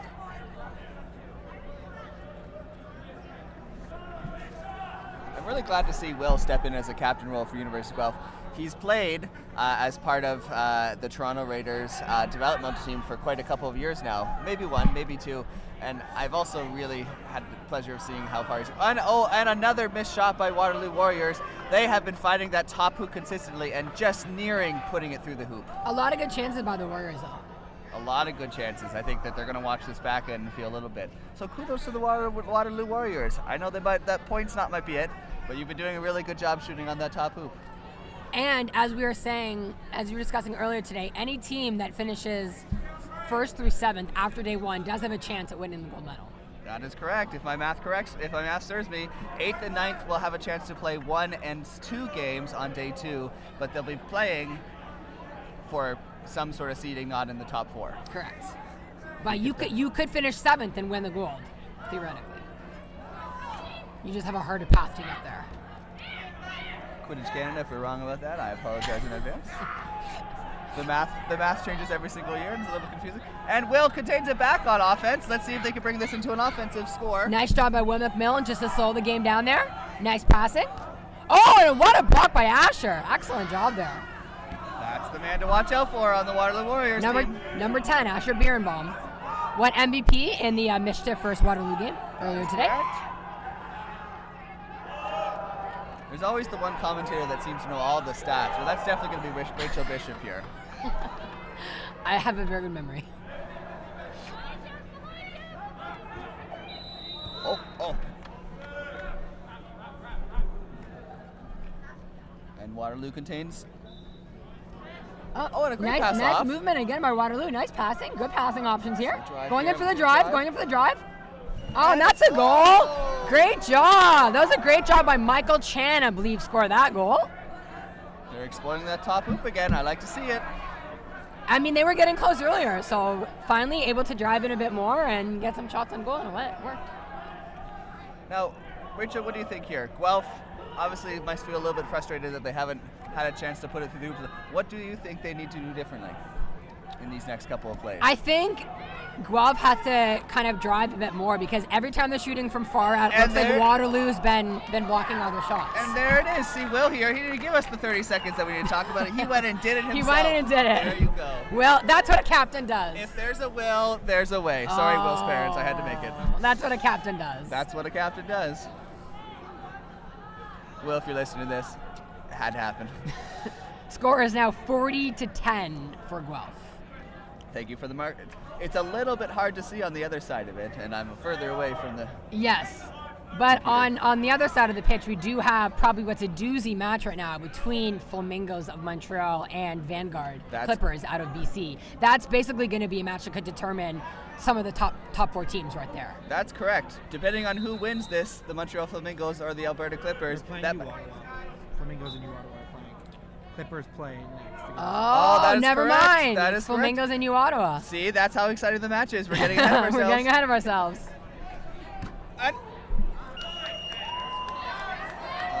Correct. The next match after this game on pitch 1 will be Flamingos and Vanguard. We got to look that up for you. There we go. The Guelph keepers are really making a difference. I got to see what number is that. Do you see what number the Guelph keeper is, Rachel? The second keeper? The keeper right on the field right now, yeah? Looks like it looks like number 7. 77, I think. 7 or 77. Unfortunately, there's no... could also be 90. No, it's not 97. We don't know what name who you are, but either 7 or 77. Great job. I want to say it's Liam, but I could be wrong about that. Liam Weiner. Flamingos and Clippers play next. That's great. We got ahead of ourselves. See, unfortunately, the Mischief team that we play for is playing at the same time. So while we can talk about the hype matchup, which will be on live stream, by the way, there you go. See. Not only we're calling this match, but we're also calling the next match. Unfortunately, while we'll be playing on field number 2, you guys will have a chance to watch that. So please stay tuned. So Matthew, Will's mom was watching and enjoyed your Will There's a Way comment. Well, there you go. You got a full-blown math teacher there. Shout out Will's mom. Shout out to Will's mom. Thank you for watching the stream. Your son's playing very well. He has been playing very well.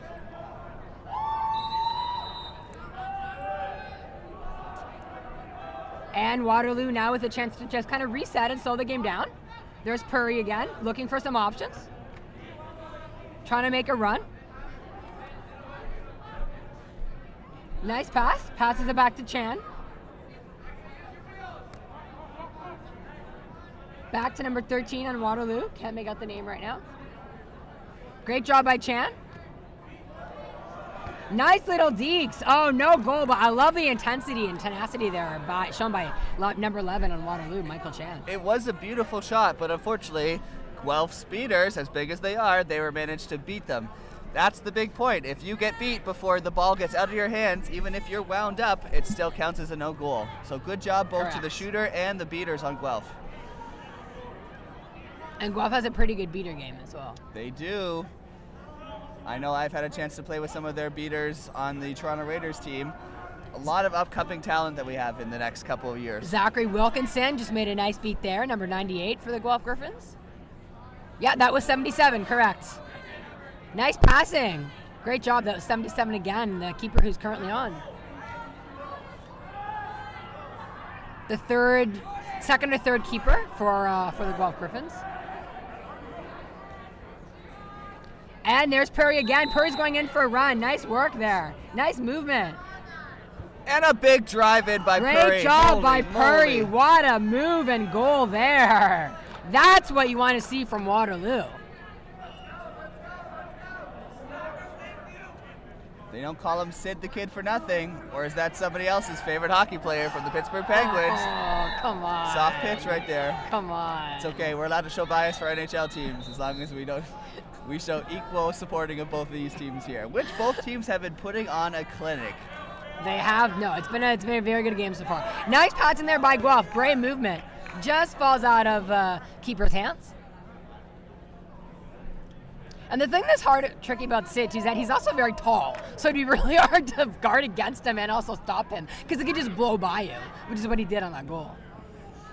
And I really like that Waterloo is playing up with the keeper behind the keeper zone. For those of you who don't know, as any player on the field, any player can get beat at any time, except the keeper behind the keeper zone. So with Waterloo deciding to play the keeper up front, they're preventing the University of Guelph chasers to come in and really try to score an offense. Exactly. Waterloo with the ball now, with the quaffle looking for some options. Great passing behind the net. Oh, nice drive in. Oh, almost. Great attempt. Oh, nice work again by Waterloo. Nice drives. Oh, almost. Great chance. So I love that chance. Number 77 on Waterloo.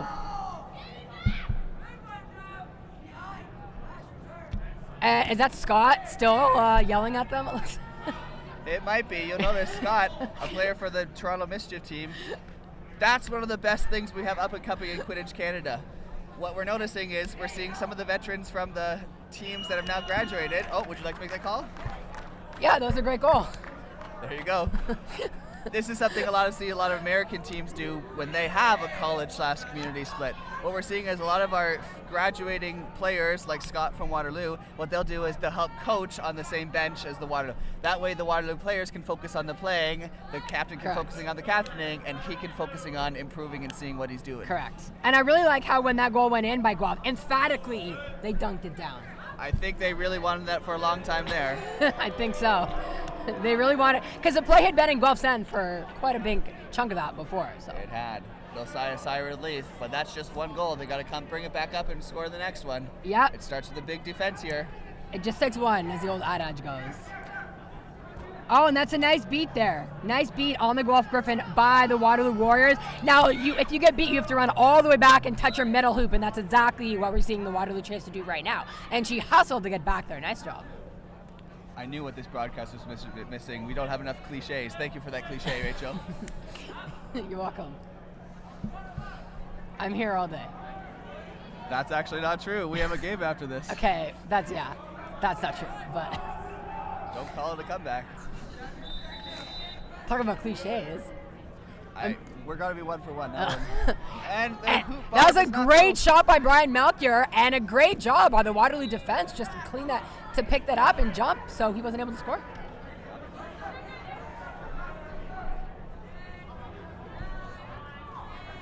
So Waterloo switched out, now back to starting keeper for Guelph, sorry. For Brian Melchior? Yep. Yep. Although he's playing beater. Is he playing beater right now? Looks like. No, he's interacting with the quaffle. But his headband looks black. You will very much notice there are a couple headbands there that look like out of color. Okay. It does look like it's a green headband headband. looks back. But in a dark dome like this, the Yes, lights are I do perfect. see that it's There green it is now. It's just very hard to look from far away. Guelph, Brian Melchior brings up the ball. Nice job by Brad Melchior. Nice passing. Oh, what a pass behind the net. That is a great pass. Kudos to both chaser and keeper Brian Melchior. Great shot. He is by far one of the best ball handlers in He is. Team Canada. He's also a Team very C smart right now. player as well. Yep. He's been around the game a long time, so he's got a lot of game smarts. I've played with Brian far too long to know too many things about jokes I could make that I certainly will not make on this live stream. But if you ever want a chance to meet him, you should be joining either the Guelph University or the Toronto Raiders in the summer. A great community team that takes place all the way from the end of university season to the very start back in September. You should tell me the jokes. I certainly will.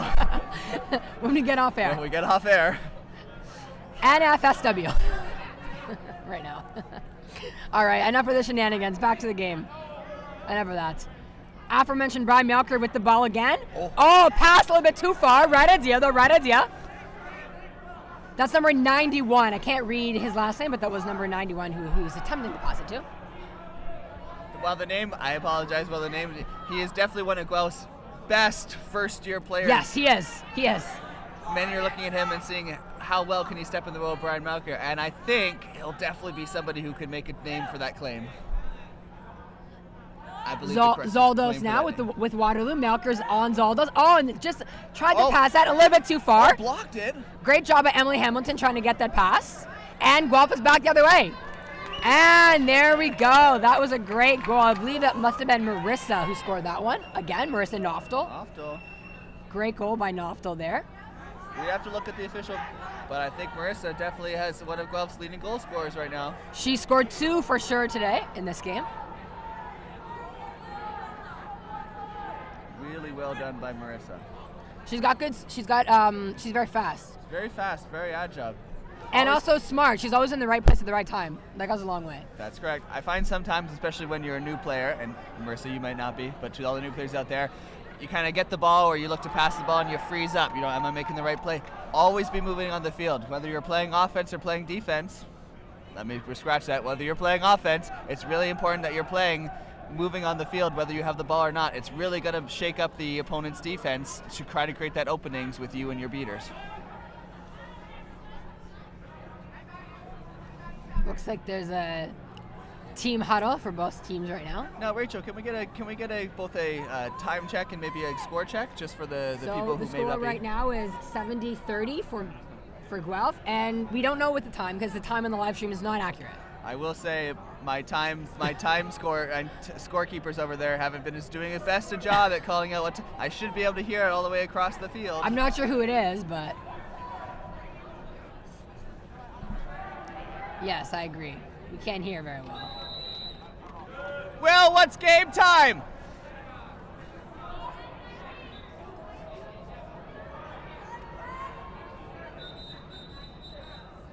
I think they're just trying to sort out what exactly is going on. 15:20. Yep. We just wanted to confirm with the viewers at home. The time is 15:20. That means in 4 minutes and 40 seconds, we will have our stoppage to put the snitch back on field. For the first Correct. That will occur at 20 minutes into the match. Better be right on that. No pressure.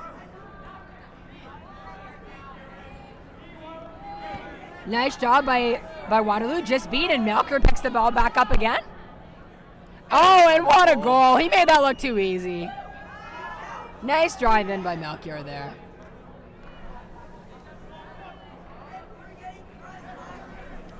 You'll see the Guelph team is slowly pulling out a snitch range, with the snitch catch only being 35. Just because the snitch gets caught doesn't mean it will end, but Waterloo will certainly looking to. We'll explain a little bit of those rules as we get to the snitch stoppage time, but we'll want to make sure Waterloo can put in maybe 1 or 2 here while making a couple of defensive stops. That's what Waterloo's going to be looking for, exactly. All right, we see Sid's got the ball here. Rachel? Yeah, Sid, nice passing there. Back to Chan. Chan with the ball, looking for an option. Back to Sid. Nice pass back to Chan. Oh, just skimmed over the top. Great passing, though, between Puri and Chan there. I will say a Chan, number 11 on the Waterloo Warriors, that's not a name I haven't heard most of, and I've been really impressed He's by played their very play. well today. He's played very well today. He and Puri are working well together. They are. Nice chemistry. And now we have Brian Melchior taking up the field again with the quaffle. Let's see what he does. Always a threat when he's on the pitch. Nice pass. Oh, and a misbeat. Great job by Melchior there. Guelph looking for the ball again. Oh, what a drive. Oh, great drive there. Again, that first-year player we were discussing. Number 91 for Guelph. Able to drive in and just get that ball. We unfortunately don't know who it is.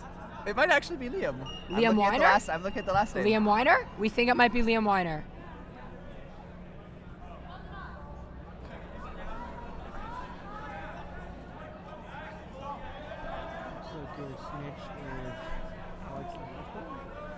The snitch currently? The snitch getting ready to come on the pitch is Alex Naftel. Naftel. You want to explain about the Naftals? Well, let's get a...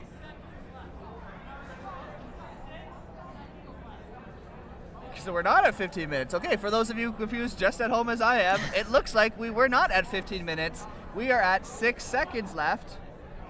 I believe our head ref might convert it back to 10 seconds. There's a certain rule with if you...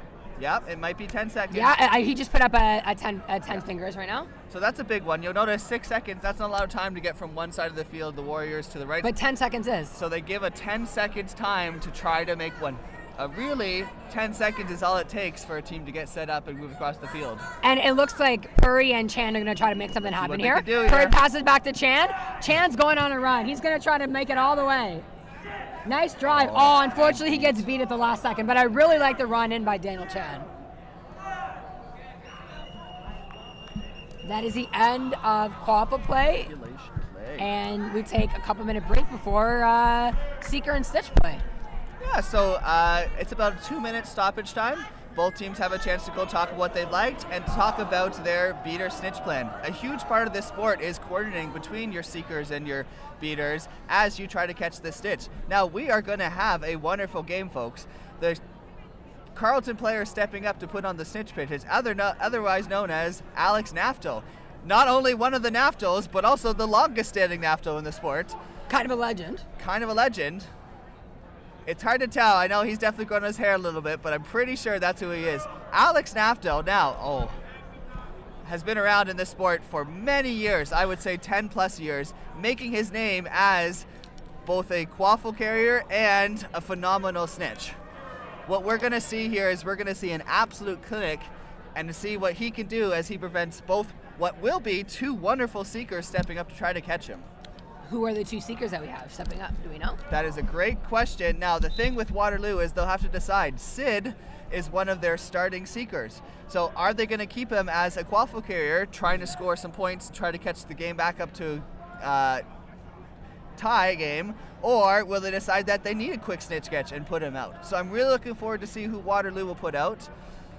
The starting seeker of Guelph is a little bit less known. Of the players who are available today, it might be one of their new chasers.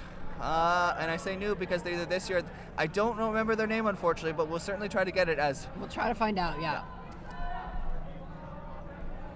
But if there's any Americans or European players who are watching, you'll notice that Canada does things a little bit differently. So the game time now is at 20 minutes. The snitch cannot be caught and the game will end. So anywhere between 20 and 25 minutes, if the snitch is caught, what the team who is losing can decide to do is they can decide to, oh, well, we're only down 2 points. We're going to try to get this game caught back up. So anywhere between 20 and 25 minutes, the game may not end. At 25 minutes, the game will go into stoppage time. So whether a team has gotten enough points and the snitch is caught, or even more exciting, if Alex Nato has gone the full 5 minutes without getting caught, it'll be a sudden death situation. Hopefully, both teams. That sounds fun. Yeah, both teams will be within 30 points, and the snitch catch, much like in our first game of the day, might come down to which team can catch it the most. In that case, the snitch catch will end the game. It's sudden death. Yeah. But watch your scoreboard. Right now, the score is 90-30 in favor of Guelph. So that means that it looks like Sid is stepping up to keep. They're trusting that him as well as Chan, number 11, will try to get some more scoring potential on the board, trusting the other Waterloo seeker to either stop or try to get the snitch to bring it closer to be within tying game. And do you like that decision by Waterloo? I actually really do. I've been really impressed with Waterloo's, especially their first line. Right now we see Sid, Chan stepping up with Asher. What's really going to be important here is the beater game changes entirely. Now both teams have to decide, are they going to keep one or both beaters on quaffle play to try to score more? Are they going to put them on the snitches? And if the Guelph University team decides to put their beaters on the snitch, this will give the Waterloo players like Sid and Chan a better chance to try to score and get caught up. Let's see what both teams do, and we'll bring it to you as they decide. That's how vital this last 2 minutes were. They only have 2 minutes to decide. That's right. What are their game style going to be to try to get both teams into that winning spot. And of course, it's a hard job for Naftal as well as a snitch, and we see him doing some warm-ups in front of us. Yep. That's one of my favorite parts of snitching is it's a 2v1. So if you're not getting much beater help, it just means that you have two seekers coming at all times. Of course, the big difference is the seekers get a sub. You don't. That's They're right. out here to tire you. That's right. Oh, great job by Sid to win that one. Really nice play to win the jump ball to start off the snitch play. And Naftal will re-release shortly. We're still in quaffle play right now. Nice passing, nice ball movement. What we're going to do is we're going to keep the camera on the quaffle play, so I'll have Rachel here commentating what's happening. Oh, with great the job by Waterloo. What a drive there. That was that was Daniel Pang. Totally threw everyone by surprise. Great run. Well, most of the stuff happening will be on the quaffle play. I'll be trying to keep my eyes on Alex Naftal as he tries to fight off both of these seekers. And I'll come for you for a lot of the snitch strategy, because as one of the best snitches in Canada, you are very well versed to offer these kinds of opinions. Oh, Rachel, you speak too much praise to me. I think Naftal here is going to make a run for that money. I said one of the best. I didn't say the best. That's true. But you are known amongst the snitch community. It's true. I've had the pleasure of snitching both in Canada, in the U.S., and hopefully one day overseas. And it's definitely one of my favorite parts. Like, for those of you who don't know, I coach wrestling, and so a big part of snitching is my cross-country background and my wrestling background. And that's basically what you're doing. You're grappling with the seekers. You're allowed to grab them, but they are not allowed to grab you by anything other than the snitch tail. Correct.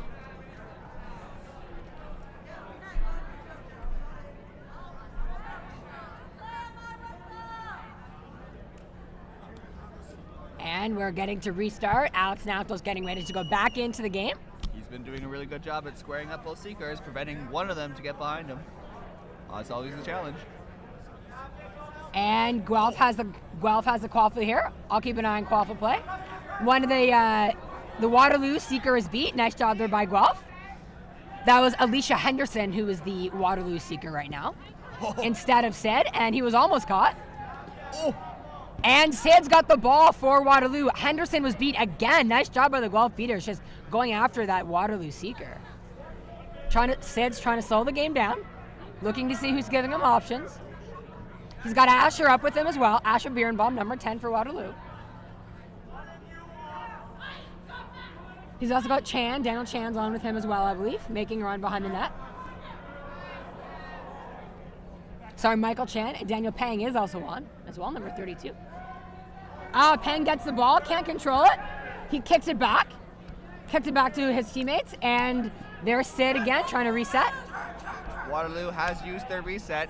In Art's game, if the quaffle goes back over the half or the keeper zone, you're allowed one reset as opposed to some international and American things. Nice job by Sid. Great drive there. Oh, just misses. But I've noticed that Guelph, the beaters, are really attacking Alicia Henderson, the seeker for Waterloo. And I haven't seen Waterloo really beat the Guelph seeker at all. Yep, I did say praise to the University of Guelph. So they did a phenomenal job during quaffle play, and they're doing a phenomenal job during seeker Oh, play. and it looks like Marissa is the seeker for Guelph, and she's had a great game so far. Marissa can do it all, it looks like. We got two female seekers on with Alex Naftel as a snitch. I like it. No, Rachel, you know what it is? I think it's the Naftel versus Naftel battle. Marissa knows. Oh, I like it. Our last names are so close. I'm going to be one to catch the snitch. I like it. Imagine if they were playing Carleton. Well, they just were. Man, I hope there's nothing going on in the quaffle play, ladies and gentlemen, because this snitch play is phenomenal. And Guelph has the quaffle again, trying to reset, just slow the game down, looking for some options, and running in. Great job, great drive, and Sid blocks that one. As a keeper, you're allowed to put your hand through the hoop from behind, but no other player is allowed to do that. So Sid, as a keeper, was able to block through the hoop and do that. That was a great job by him. But you're right, Matthew. This is a phenomenal seeker game going on. I'm finding myself distracted as well. Both seekers have been doing a really good job trying to catch Naftel off guard. But Naftel's been doing an excellent job as well. That's his veteranship showing. One of the best snitches in all of Canada now, and in Guelph has the ball again, back to quaffle play. It's now 90-40, so Waterloo was able to get a goal during snitch play. Guelph has yet to score during snitch play, so that's what Waterloo's hope was. So far it's worked.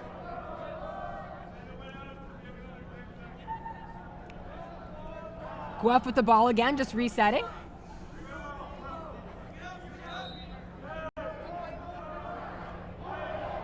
Nice job. That's Liam again running in. Great job by Liam for Guelph.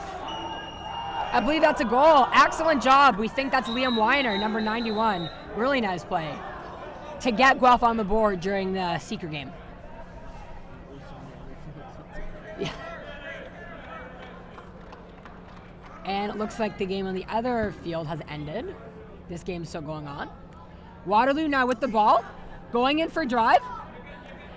Nice work. Oh, just misses off the top and down. That's unfortunate there for Waterloo. That was a goal. That was a great goal by Waterloo then. It was. I'm really glad to see Waterloo keeping it neck and neck. They got to keep this goal.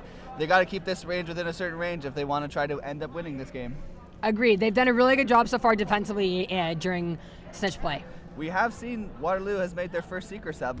Maybe, just maybe, Naftel's getting tired out. Waterloo has. 79 seeker from Waterloo will be the one to get the catch. Marissa's slippery, though. She's done a good job of tiring out Alex Naftel. She's sure going to be tired out there.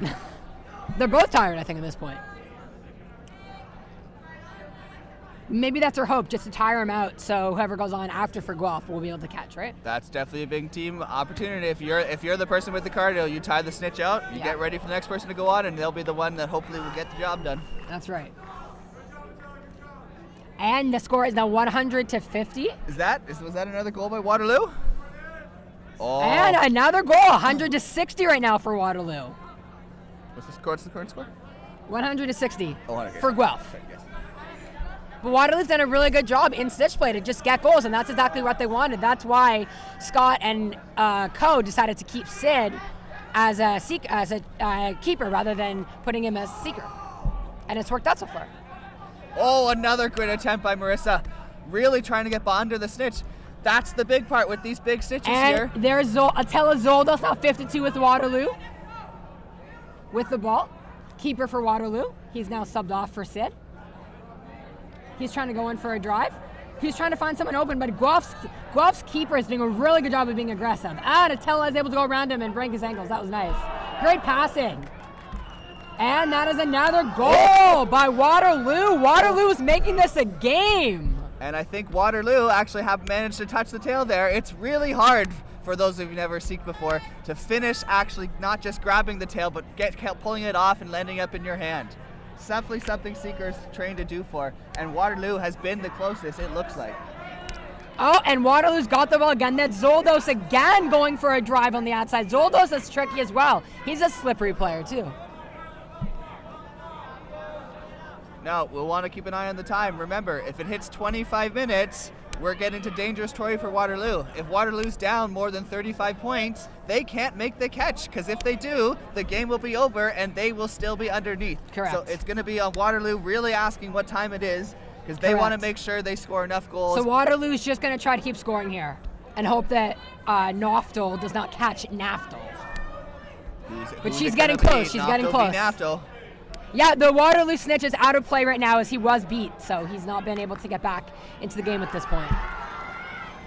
What's that? Ladies and gentlemen, I just have on the line CBC Broadcasting.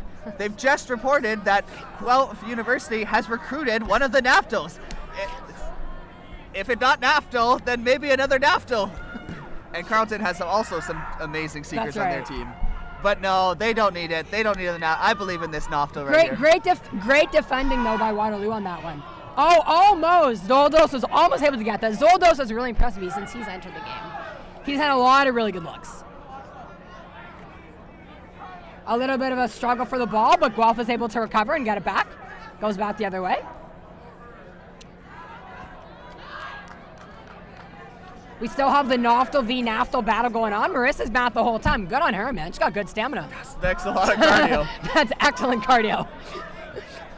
Now, my opinion's changed on it more than a couple of times. I remember when I first started Quidditch, when I came to practice on day one, you know what?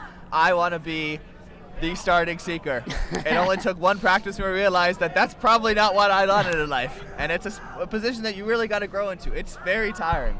Yeah.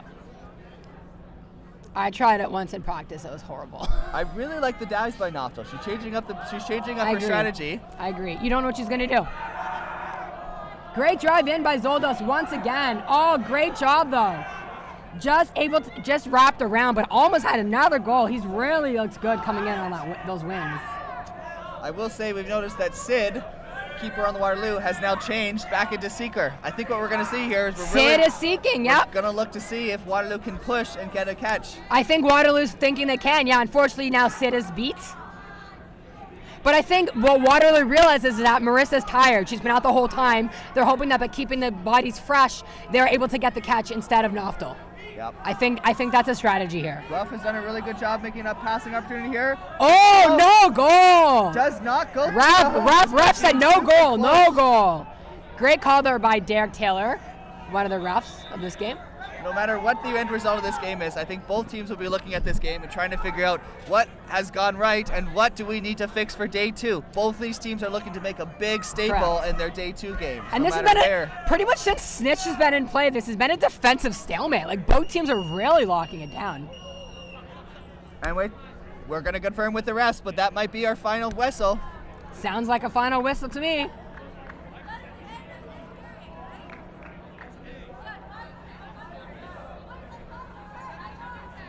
We're just confirming. Is that the end of the 25 minutes or the end of 30 minutes?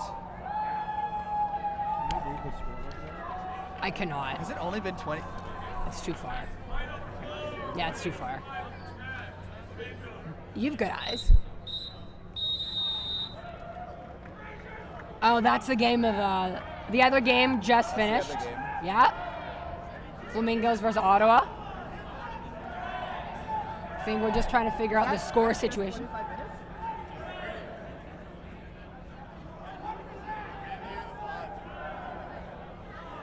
Kyle, what's the score? What's the score? Do we have the right? Well, that's my hope.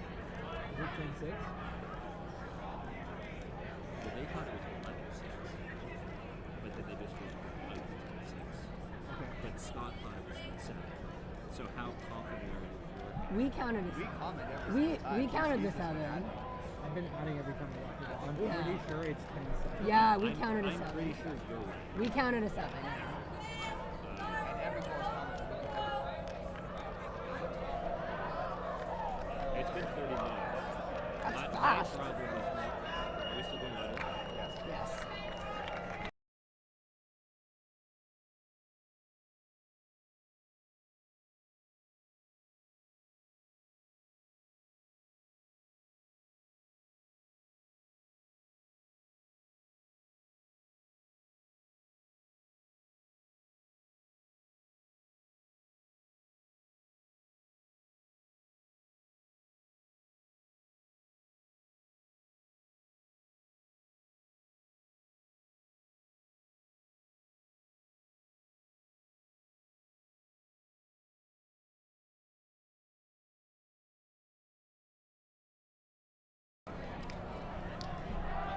Is it recording again? So that's the end of that game. There was no snitch cast. Alex Naftel did a great job. What did you make of what we saw with snitch play with the final two teams? Well, that's just it. There is a real winner here, and his name is Alex Naftel. It is an amazing thing to see a seeker go all 10 minutes without getting caught. Incredible. And it really speaks to the high level of snitching we see at the highest level of Team Canada. I really liked what I saw from both seekers. Both seekers were really trying their effort, and their beaters were helping out. At the end, I think what we saw, University of Guelph beaters, they stuck to their seeker beating more than the Waterloo players. Waterloo knew they had to be the ones who tried to get the score back up to a tying range. Rachel, what are your final thoughts? I think you said it all. I think Waterloo did a really good job at the end. It just was not enough, unfortunately, to get the victory that Waterloo was hoping for. But you could tell that Waterloo was actively trying to go for the snitch cast bite, changing 3 of its seekers out, hoping for Sid at the end. Just ran out of time with Sid, I think, to try to get the catch. So after the tournament is finished on day 1, what we'll do is we'll do all the power rankings. We'll rank the teams 1 through 9, and you'll have to track on the day 2 schedule where both of these teams. If I were either of these teams, no matter the score, I would come away with lots of really positive things, and ultimately something both teams are going to go back and hopefully watch the footage of. Agreed. I think there's a couple of things that both these teams could clean up, and if they do, they really could make a marking for themselves on day 2. Agreed. And with that, we'll leave you to enjoy the next game on this pitch, which You can just talk. will be Vanguard Clippers versus Montreal Flamingos. That will be the final game of the day on pitch 1 coming up very shortly. And if 10 minutes. 20 minutes. 20 minutes. I will say, if you found this game exciting, just wait till you'll see the next one. Rachel, would you like to do some sign off? This has been Yes, this has been Rachel Bishop for Quadball Canada, coming at you from the RA Center in Ottawa. I don't even think we mentioned where we were. The lovely RA Center, brand new pitch, brand new dome in Ottawa. Joining me today was Matthew Bunn, another member of Toronto Mischief Quadball. And he was my color guy on the night and providing analysis with the stitch play. I've had a lot of fun tonight, Rachel, and I hope you guys have too. Shout out to Will's mom. Thanks for seeing us in the stream. All right, enjoy the next game. That's all for now. Have a nice day.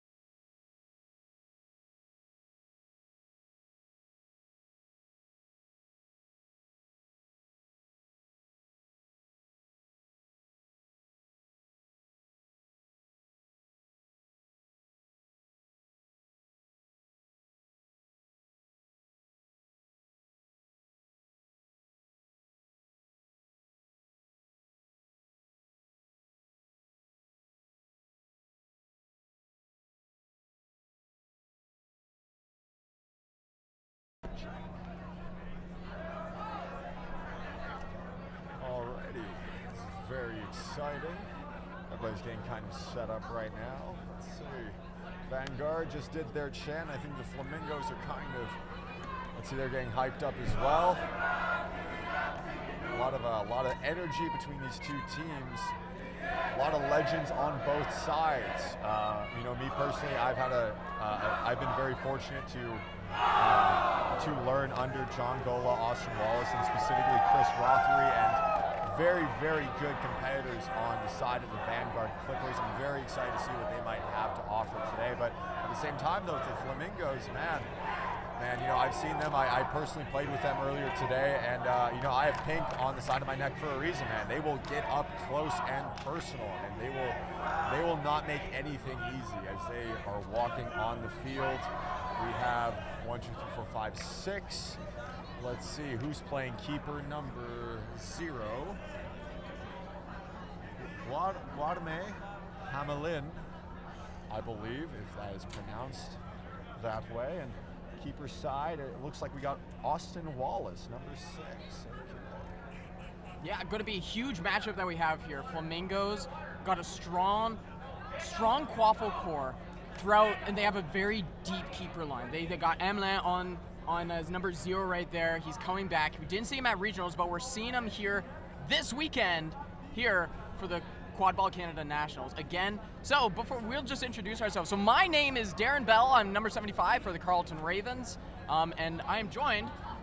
He is joined by Ryan Reed. I am number 87 on the UBC Thunderbirds. We're so excited to be here with you guys. So again, we got some of the starting lineups. We got the cheers out of the way. We're about to get underway. Looks like number 69, that's Antoine Barassa, coming up for the tip-off for the Flamingos. Let's see who it might be for the Clippers. I think if I could see my boy Chris Rothery, he's my coach. If I could see my boy out there, that'd be really cool to see him out there. We'll see. I'm really liking this because we got, you know, it is an East versus West matchup. Ooh. And here on the commentary, we got a little East and West going on here too. Again, like from the Carleton Ravens, we got a little bird rivalry going on, you know. Like we've always seen each other for the past 2 regionals, and the last nationals we saw each other. Both regionals, Carleton took the win for the regionals, but we couldn't get it done for the nationals, and the Flamingos overtook us. So I know the Flamingos quite well, and they're a lovely bunch. Absolutely love them. Some key highlight people to look out for, especially on the beating side. Felix over there, Felix Paquette, number 12. Absolutely fun dude, great guy. Big shout out to him as well. So gotta be like, he's gonna be well into that beating game. Again, we do have some Americans here for the Clippers. Rosenberg, who was for the New York Titans, as we saw. So a very seasoned, and he's very athletic. Very excited to see what Rosenberg has to offer. We're about to get underway. Right, jump ball. Austin Wallace is taking it, number 6. You feel the energy on the field change as the referee prepares the toss-up. Here's a little bit of a... All right, let's see.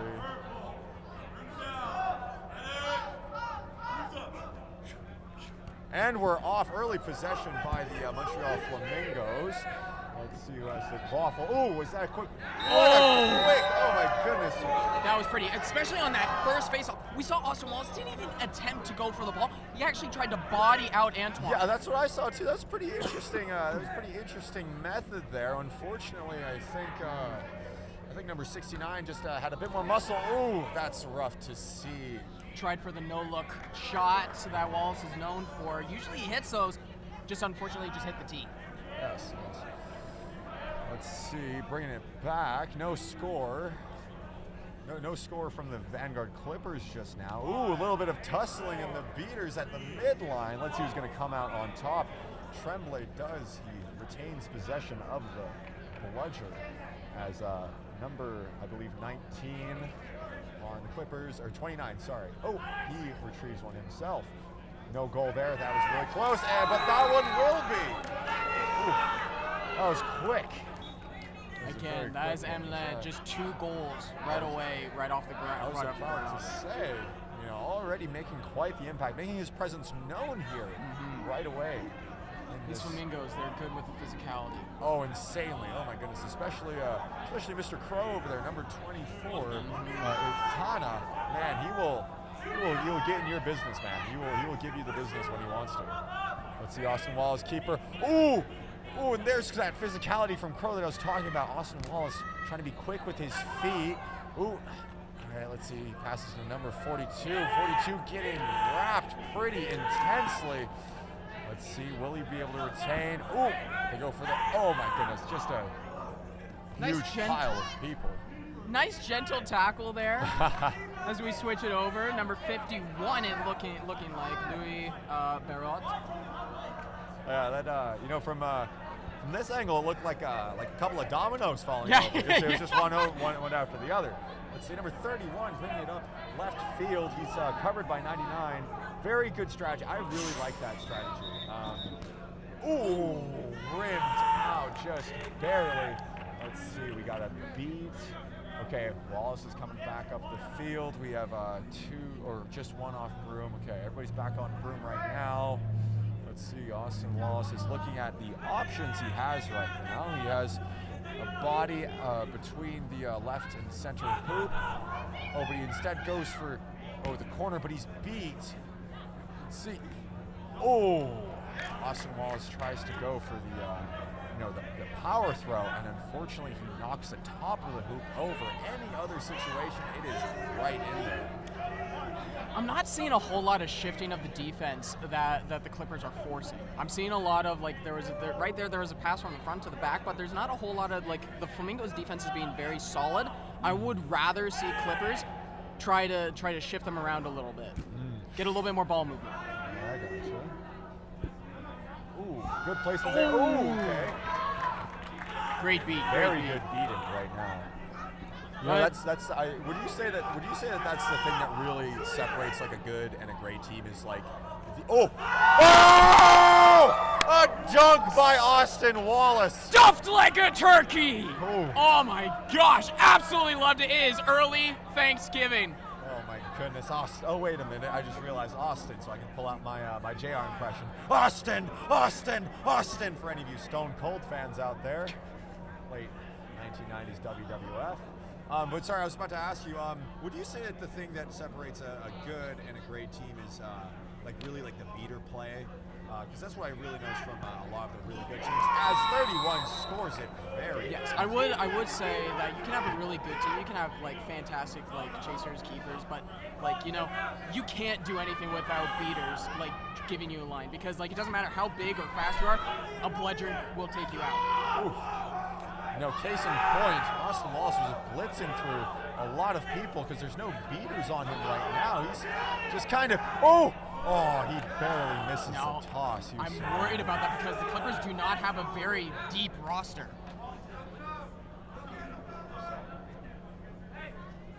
The Clippers do not have a deep roster, and I'm really worried about Wallace and how tired he'll be after all of that. That is true. I mean, it does seem that they have a decently deep bench. I'm seeing 1, 2, 3, 4, 5, 6, 7, 8 members there.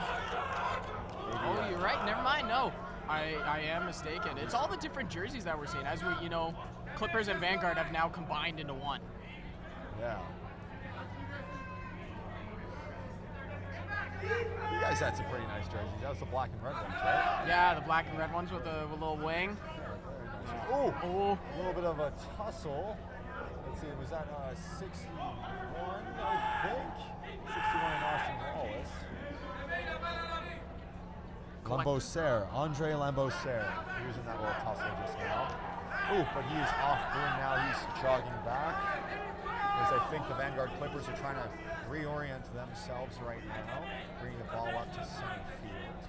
Let's see, they have one bludger. I cannot locate that third bludger right now. Oh, never mind. They do have bludger control, which is always something that I find that you really like to have on offense. Just a nice little cushion. I like it all the time. Oh, yeah, that is, you know what? That's actually, I can't think of a situation where I think, man, I really wish I only had one bludgeon on my team. No, but it is very fair. You can make a whole lot happen, you know, especially like as I'm a driver myself, so I love having 2 ledgers because that means that they only have 1. Oh, let's see. I think we have one now because I think one just flew under our commentary table. That will be retrieved by Felix Tremblay right now, which there's a good opportunity for him to come up from behind, but looks like we're getting a turnover. Yeah. So it looks like the Flamingos pushed the Clippers player out of bounds, the Clippers keeper there, and now is forced to turnover. I see. Waiting for referee's call.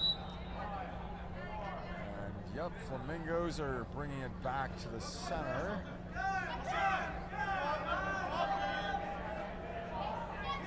Lambeauserre has possession, trying to figure out what he wants to do. Oh! But he's beat, unfortunately. Oh, Norbert's a big man. Can't quite get him down. Yeah. Norbert actually played for McGill for quite a long time. It is a McGill alumni. Ooh. Tries to go for the shot there.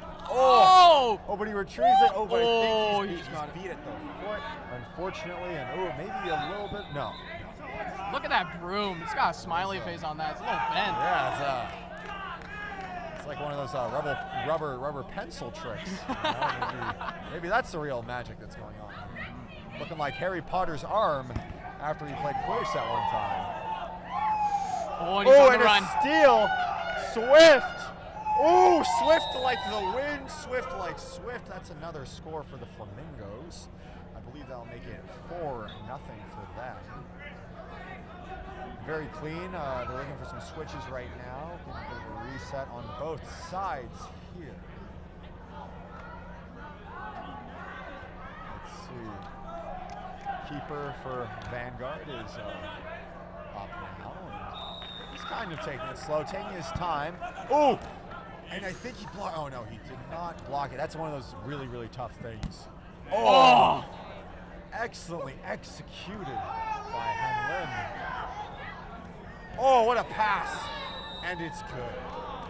That is what you like to see. Because sometimes you're in a situation where like you are just gonna inevitably be beat, but you know, are you able to let go of the ball in time? And that was a very well executed maneuver there. Let's see. I like seeing Nate. We get a little bit more size, you know, as we see here. We got a little bit more size here in the chasing game for the Clippers. Yeah, and they definitely have. They definitely shifted their lineup right now. What do you think they're kind of trying to pull off right now? I think it's just the physicality that you see with Emile and Antoine out there, number 69, trying to go for the ball right now. You know, I think it's just that physicality and trying to keep up with it. But this speeding game is. Is that a? Okay, sorry. I thought I saw potentially a head beat. Sean Gola is on the field. Gola's trying to get in on this. It looks like they're calling for a head beat as it was an overarm throw that went straight into the face. Yes, I definitely saw that. It didn't look very nice. Definitely, yeah, you know what? And again, shout out to the RE Center and everybody who made this so that we could be in a dome. Because if it was outside, it is cold outside. It would sting so hard right now with that bludger to the face. Oh, I've definitely. No call on the play. No call on the play. We got a timeout by Clippers. They're trying to figure out how they can cut down this 5-0 lead. You know, that being said, you know, it's not too much of a big hassle. All you really need is to kind of, you know, change the play up, get a few stops, get a few scores, and you know, obviously when the snitch comes into play, you know, everything can change. So we'll see what do you think? What do you think Goal is saying right now? I think we're talking about the beating game right now. I think he's like we're only 5 goals down. I think he's like, yep, he's looking over at the score. We're only five goals down. That, like, if you get a snitch catch, you know, you're back within 2. It is definitely still within reach. This is still, they can still pull this back. It's just they needed a timeout because the beating game was not going in their favor. There was a couple fast breaks that went down their throat, to be honest. And so now there's got to be some sort of change. So we have seen the change on the lines, but now it just gives them a second to breathe, try to come up with a strategy as we're seeing now. Because typically it seems like throughout the day they've been trying to spread out their like bigger bodies, big drivers, let's just say, because they also have tall bodies out there. Let's not be frank. You know, they got like a Towers line where they just put like 3 6'9" people at the hoops. Yeah. But anyways, so they're pointing out the drivers now. So I think it's just talking about the beating game, what's going on, and what they need to do quaffle-wise in order for their beaters to get the best chance that they can in order to get BS, but then also to maintain and make something happen. And then on the other side of things for the Montreal Flamingos, you know, when you're up 5 and you've had such a strong start, how do you maintain that mentality, that fire, that drive? What do you think should be going through their heads right now, despite being 5? I think when you come into this, you have to build on that. Maybe you highlight a couple things that people did, but you gotta a lot of yelling. I'm not gonna lie, it's gonna be a lot of yelling that you gotta have. You know, keep up that adrenaline, right? Because when people start to breathe, the adrenaline comes down. But they want us. But I know Atana, he's a strong voice in there, making sure that everybody is like, you know, let's stay calm about this. We don't want to get too up in our heads. What a good beat down center. Oh, unfortunately, another beat. Oh, what a tackle. Oh my goodness, that was Hamlin on Nathan Onru. Man, that was a brutal tackle. And a little bit of a tackle of his own. Big hit to big hit. Hamlin now takes a sub off after that big hit that he made. Oh, that was brutal. Oh, yeah, we definitely see some bodies moving a bit slower than they were a couple of seconds ago. So that's how you keep up the adrenaline. That's how you keep up the energy. Make a big hit like that, big body, that gets everybody hyped up. Well, you know, I definitely agree. You know, it's not the funnest thing in the world, but at the same time, and there's a score for the Vanguard Clippers. I believe I just saw number 28, Max Schmidt. Very good job keeping himself open and knowing where he was in the field, making sure that there wasn't too much defense in front of the hoops, as well as any beaters around. Oh my goodness, what a clean pass there from Crow to, let's see, 31, Julian Piche. So fun fact. Yeah. We nicknamed him Peaches. Peaches, okay. It's a little bit easier to pronounce, you know, but Peaches has been, like, he was with the development team, and he went to Spain, I believe it was. Oh, I see. So, very good player, and when, you know, if you're paired with Atana knows how to utilize you, and Peaches has been very good with Atana. Let's see, I was a bit, was that? I'm not sure about that. Okay, so the second beat was confirmed. Good block on the first one. Let's see, a little bit of physicality. Oof, I think Vanguard has to, Smart play by David Chapman, I gotta say. Like, the kick there, all was lost, but he just wanted to make sure that everybody could get set up on defense, and so he made a little kick to the back. You know, that's the thing, like, sometimes, like, you just kind of have to know that your offensive push is over. You know, you have to know when it's time to push back. Yeah, just gotta cut your losses. Yeah. And just put next opportunity on defense, the best opportunity that you can. Just don't give it to him. Yeah. Peaches at the back. Oh, but he's wrapped. Crow picks it up. Back to Peaches. Oh! Back to Crow, and Crow gets it through. Oh, going for a fast break. Nathan Onru. Oh! My buckets! Goodness. Absolute buckets! Nothing but net. Swish! I'm not one for basketball. I haven't watched a whole lot of basketball, but I think that's what they call that a is swish. Indeed a swish. I am the basketball expert here. I'm rocking the Toronto Raptors jersey. But my goodness, I guess KFC is still open because there was nothing but buckets on that last play. That was a finger-looking good play. I love that. That was good. Good play. Let's see, back to Crow. Crow tosses it over. Ooh, and he knocks it in. Who did he pass to on that one? Number 51, Luis Boyrat. Very, very good. Very good way of getting himself open. And the thing is, sometimes it's interesting. I feel like if you aim for the hoop, you're aiming for like empty space. Or sometimes you might have to aim for like the outside of the hoop, just on the hope that it'll like bounce in the way it just did there. It's actually kind of funny. It's good that you say that, you know, because a lot of rookies, like I've coached a lot of rookies, and even myself, I had a huge issue with that.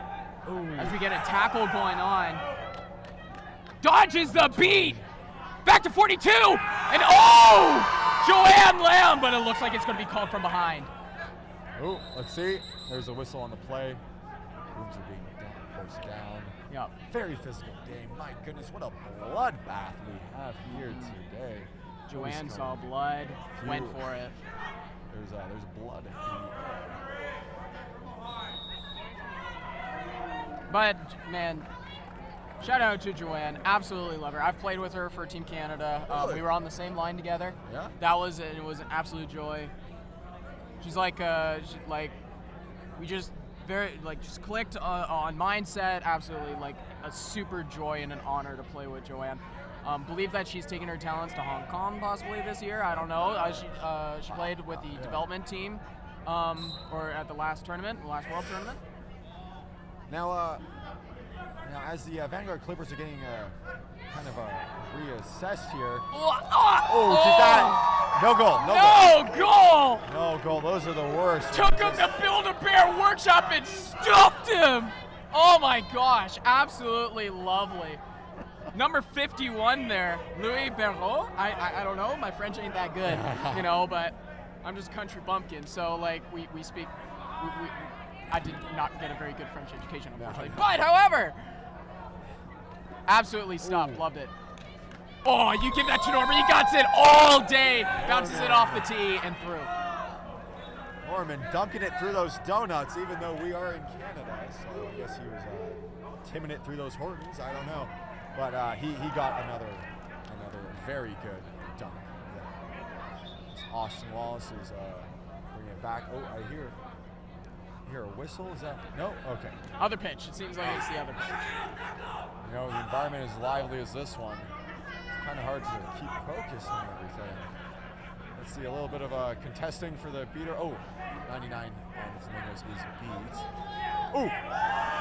Toss back to Wallace. Wallace has no beaters in front of him. He's going for the drive. But it's blocked by Norbit, I think. It's another stuffing. Absolutely insane. Oh, no! The turf monster got him in play. He slides it over. And he's stuffed again. Norbert with two blocks in the same defensive skirmish. Norbit is blocking more than Old Spice body wash right now. My goodness.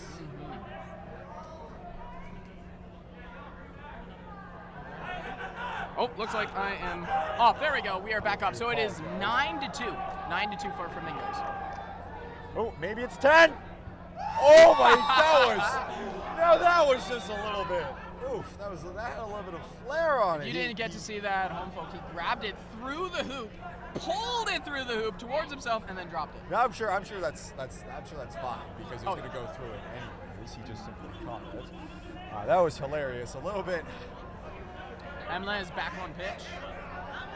That was number 10. Here we go. We're on a run. Clean. Oh my goodness! Just about saw the papers fly with how fast Hamlin was running through here, and this entire field is getting destroyed right now. The hoops are just completely destroyed right now. I don't know if you folks can see it at home. It is just. We need to take a moment to fix that. My goodness. Bodies are being broken, hoops are being broken. I don't know what's going to be left of the RA Center after this game. Looking like we're getting an appearance from Jonathan Gola, the TC head coach. Oh, but pass to nobody! Nobody's home! Oh, jeez, with authority. 89. My apologies, 99. Or 69. 69, Antoine Barassa. In other news, I clearly need to get glasses. You and me both, brother. Yeah, I guess You and me both. Perhaps we should get a sponsor. Oh, early beat on number 29. Gola keeper. Let's see if he can keep it together. Oh, his beater is beat. Oh man. Let's see, he goes for a deep toss, but they are tackled at the end of the field. That is tough. What do you think?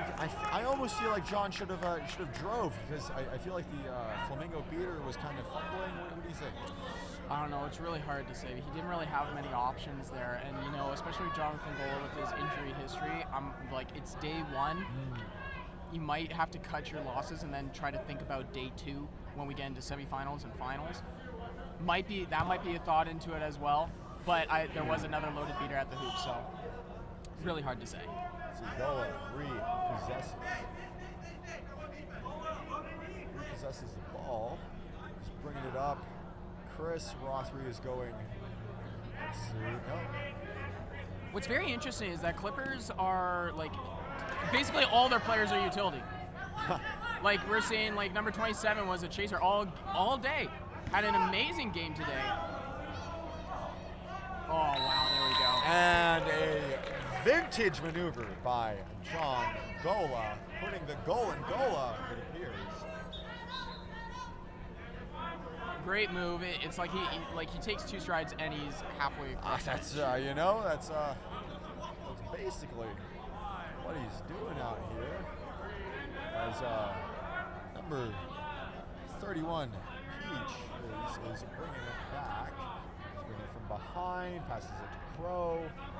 Crow's trying to kind of look at his options. Chris Rothery in front of him. Chris Rothery, a very physical player. Oh, the center hoop is knocked out as, let's see, I believe that was just Joanne Lamb who's beat at the corner as the Clippers regain possession, getting a hoop fixed. John Gola is moving in. Oh, almost missed the play call. He's trying to figure things out. Let's see, what's his beater possession look like? The team has beater control. Oh, not anymore. Oh wait, yes they do. Oh, one of those Hail Mary throws that I don't know if you can afford to really do against a team like the Montreal Flamingos. It doesn't seem like they're. It seems like they're an atheist team. They're not about the Hail Marys, you know. They don't really, not really concerned about that kind of stuff. Tana with twinkle toes and the pick! Oh! Barely missed. Oh, he wants that one back. He knows that's on him, but he wants that back. That was a beautiful pick by number 51 there that we saw from Louis Barreau. Absolutely beautiful play by Flamingos. It was just didn't execute, didn't get the goal there. But I know Atana wants that one back. You know, they are up in this series. I believe it is 13-3. It looks like from the other side, from the official scorekeeper. Yeah, I believe after that last. Nope. It is. That is halftime. Team's going to be chatting. Man, very, very physical game. Now, obviously, in the second half, we're going to have the snitch involved. You know, when you're down this much on the side of the Vanguard Clippers, you know, do you think they should just all hands on deck focus on that snitch? It really depends. If you want to win this game, you got to keep that snitch alive as much as possible. Because if you catch a snitch, especially here in the Canadian rules, if you catch a snitch under 5 minutes, as soon as you hit 5 minutes, it's done.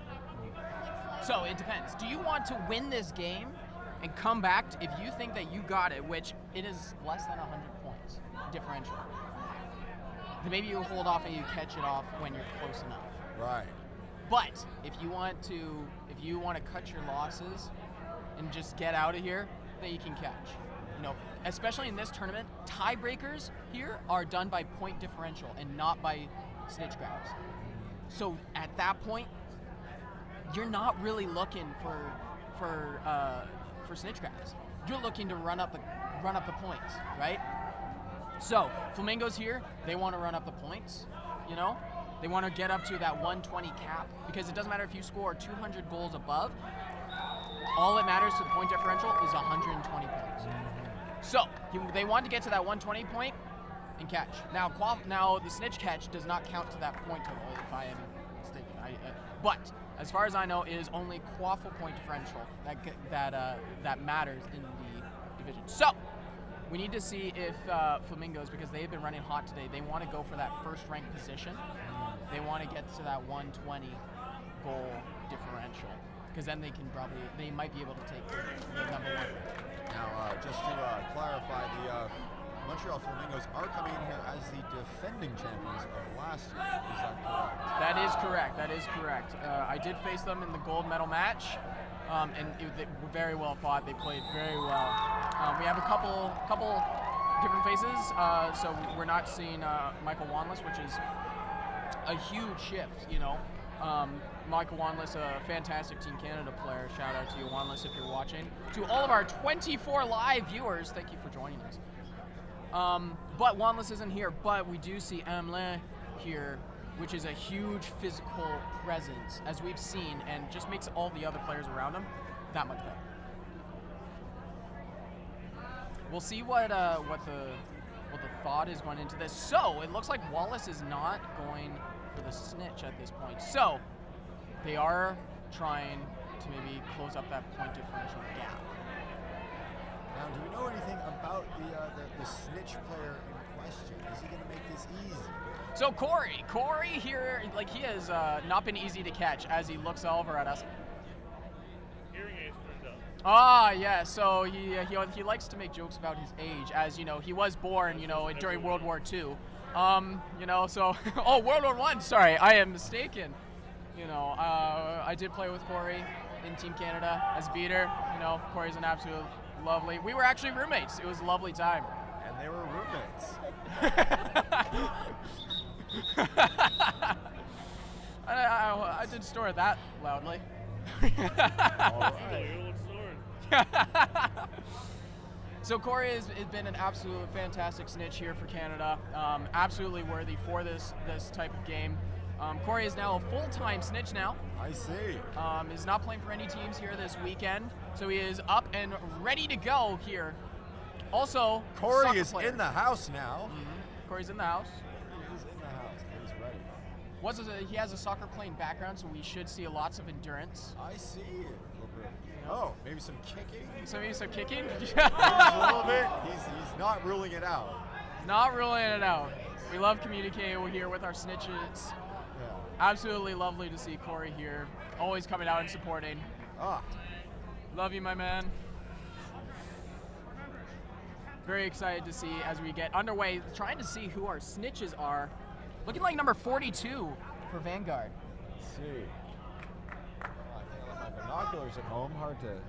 Verscher, I believe it is. Let's see. Vanguard. That is Verscher.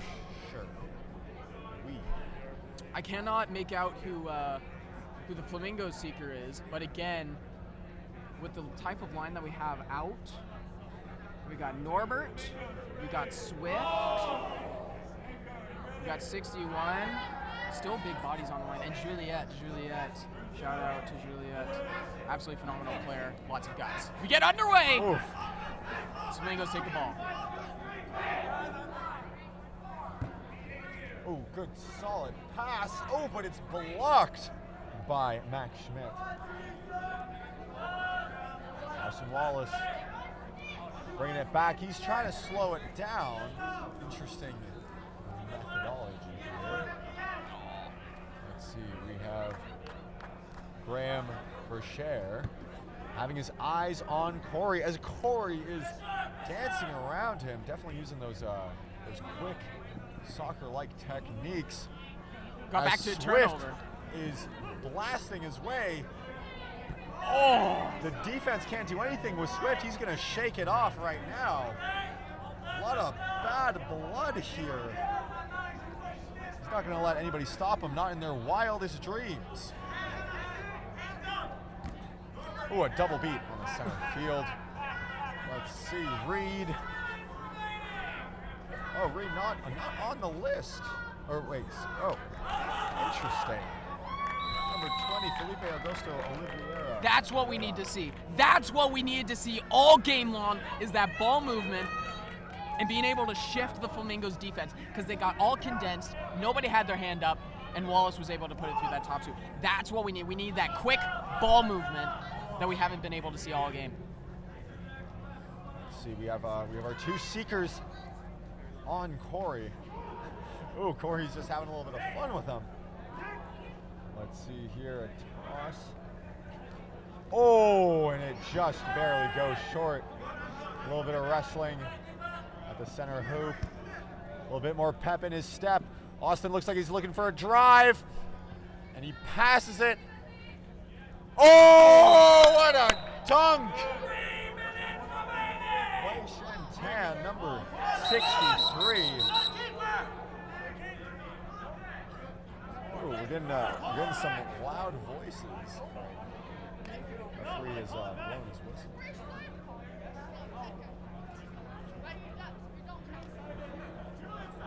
Darren, what do you think's happening here? So Barassa, Antoine there, he is not the keeper. So the rule is that if you're the keeper, you can just grab it and go if it's in your hand. Ah, yes. So Antoine grabbed it.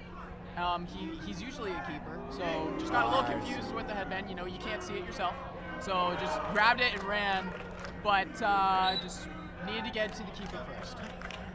Fun tradition I wanna point out is the Flamingos have a very fun tradition where at any time when one of their teammates is in the box, they elect to boo him, but in very good fun.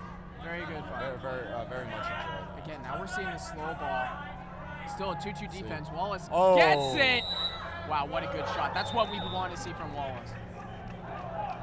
That's the no-look shots that he typically gets. Got Norbert looking. I'll make it 6.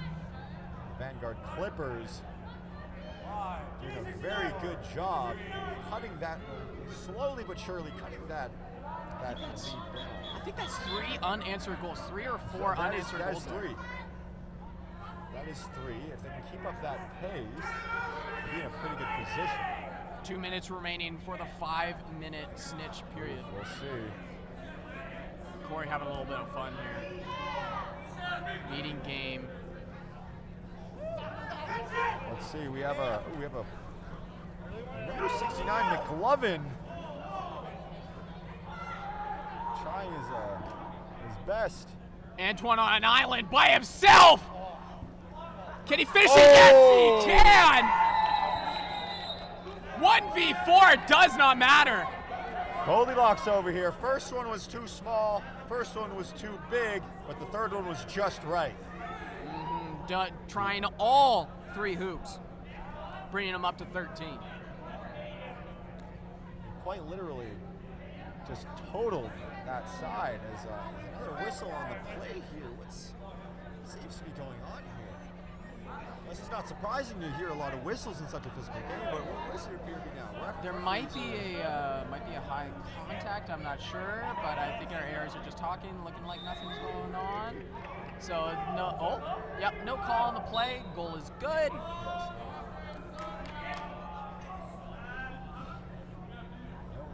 Cards being flashed. That's always. I find that's somewhat of a rite of passage. Is getting your first yellow card. Oh yeah. Very much so. That initial walk of shame. Oh! 99 David Chapman, like a tack tank. Oof, but he is beat. Oh, but he's stuck. Oh, he's gonna make his way. So David Chapman tried to stiff arm Joanne Lamb with the ball. She put the ball into her chest and got good head on her shoulders, and then just wrapped up the ball with all her weight and just dropped. Very, very good in the moment thinking, because obviously, you're thinking like, oh man, I'm being stiff armed, but also, wait, the ball's in front of me, I can just grab it. Exactly. I'd love to see that. Another whistle. I need hearing aids after this whistle's going on, so we could potentially. Blue card, number 0, delay of game. Wow, a delay of game call here. He will give it to number 51, Reese Barat. This could be huge. Not a lot of time left right now. Keeper headband now being given to Joanne Lamb. Oh, is that true? That is true. Oh, okay. With Emily going into the box for a delay of game call. 63 has the ball in hand. Not keeper though. Might want to get to Nate as Felix Tremblay is in front of him. Loaded with a bludgeon. Right in front of him. You know, now do you think maybe what he should do is try his best to drop back, because he does have that supporting beater right behind him with the bludgeon. You are correct. You are correct. And the one thing that makes me think about the keeper is because he hasn't crossed the keeper line yet, so it wouldn't be a reset. But there is the beater on the other side. I just think it's more of safer play to go to the keeper. So Nate's going to take a step back. 63 is probably going to make the pass over there. I think it's just a safer play, but because there also are no other flamingos, Felix might even just look at him as he's like going past, as he's going backwards. Is that timeout or?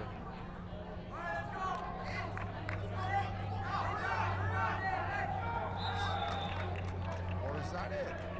No, it's I believe it's just a timeout. Timeout being called. Oof. I mean, you know, the Vanguard Clippers have done a tremendous job just shutting down the Flamingos in the second half. 3 straight goals.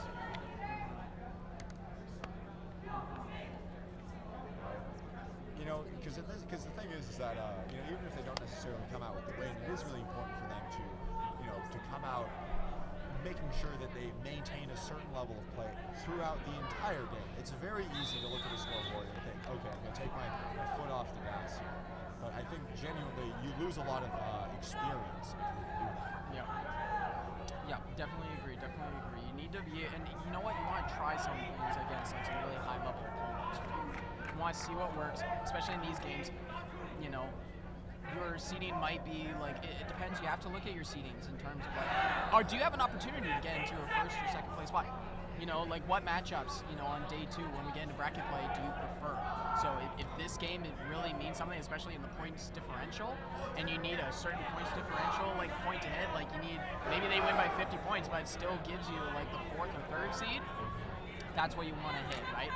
Especially with Clippers. Clippers lost against Mischief this morning. Really? They did. They lost by 1 singular point. Ouch. It was a very ouch moment, you know, and it was by a snitch catch. Oh my goodness. They were ahead, and then the snitch catch caught, just ended the game. Yep. So the pass over to the keeper with the beater with. Now we're going Rosenberg tapping out, and Nate all the way coast to coast. Took a little bit of a. His feet off the gas at the end there, just kind of glide, you know, just kind of enjoy his victory, feel the wind in his hair.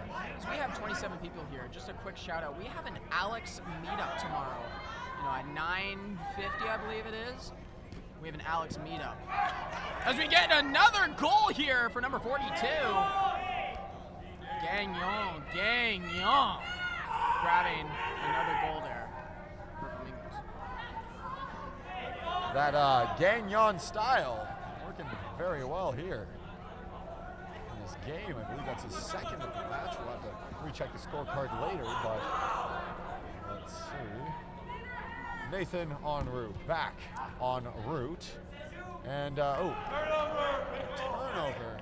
at the Flamingo side as Hamlin will be the one who brings it in. Now Chaser following his penalty. Oh, he's actually going to switch, my apologies, with 44 checking in.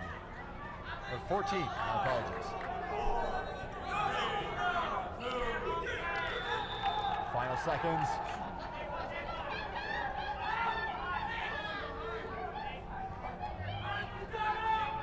Crow hanging on to it. Deep pass and a dunk. Are they calling it? I do not see head ref.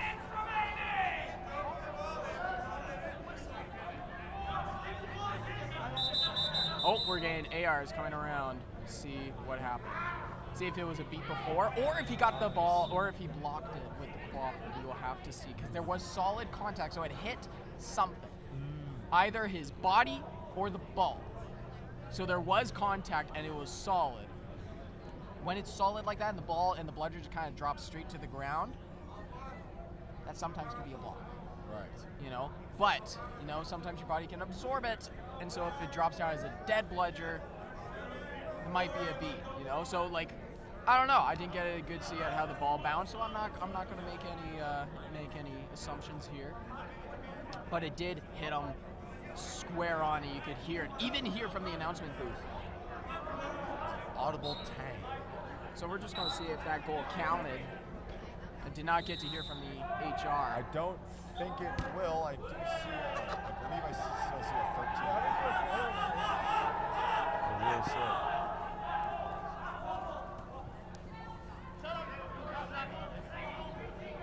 So number 4, Duncan.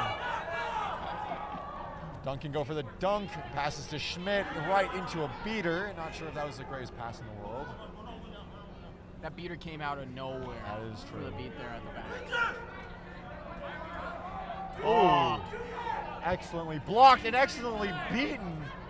My goodness, man, they, oh my goodness.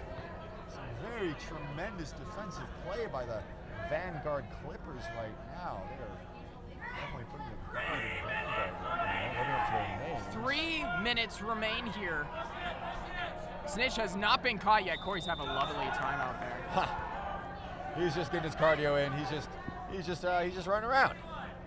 Ooh, what a pass! Oh, but what a block! What a block! And a fast drive. Beat is dodged. Pass to 31, and he's in. Pass to Peaches. Peaches. Gets it in.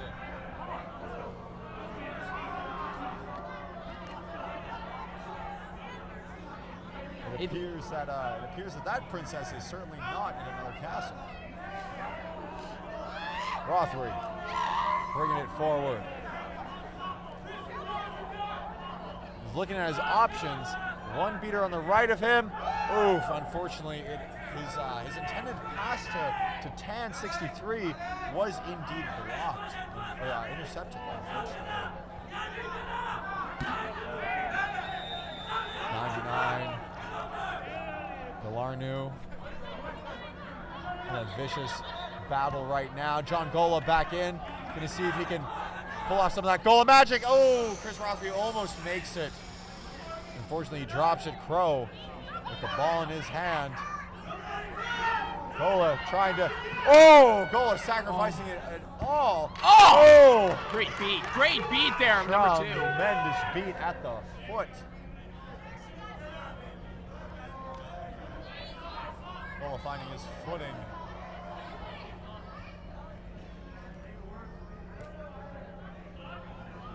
Let's see, he's barking out orders.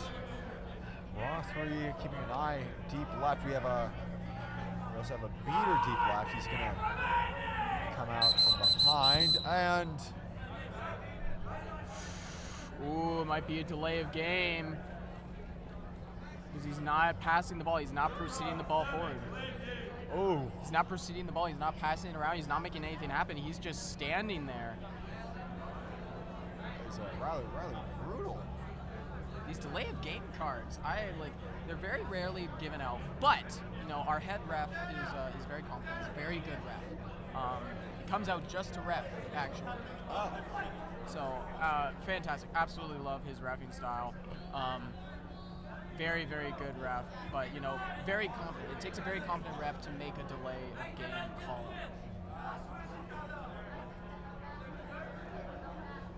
Let's see, Austin Wallace in. Potentially, yes, as keeper, so I believe he might serve the time. Not sure. The refs are still talking right now. Austin Wallace and Antoine Barras. The Flamingos do have some signs out, as we see. They have 2 signs. One that we're seeing held up right now is Flamingos 100% Canadian.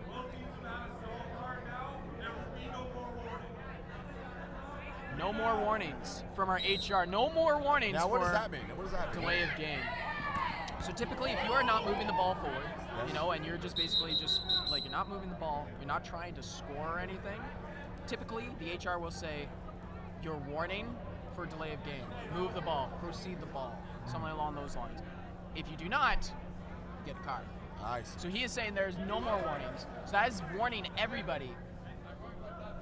Like that, like you are not trying to score on your offensive possession for too long, you gain a card.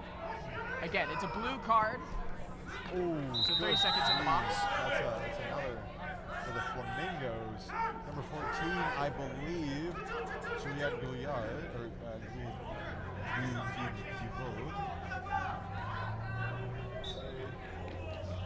We got defensive seeking out against it. Oh, Felix! Oh, jeez. Try and lane it all out. Knocked him down. Nobody can take Corey down. As 63 drives very, very packed space. Gola behind him gets the rebound. Ooh, Tan. Not a big fan of that.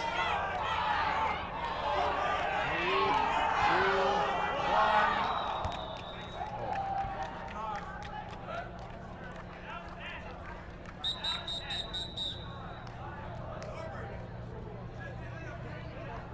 I believe that is game. That is our full time.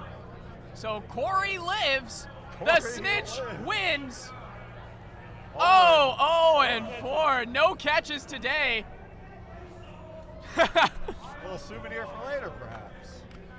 No catches in this tournament so far for Corey.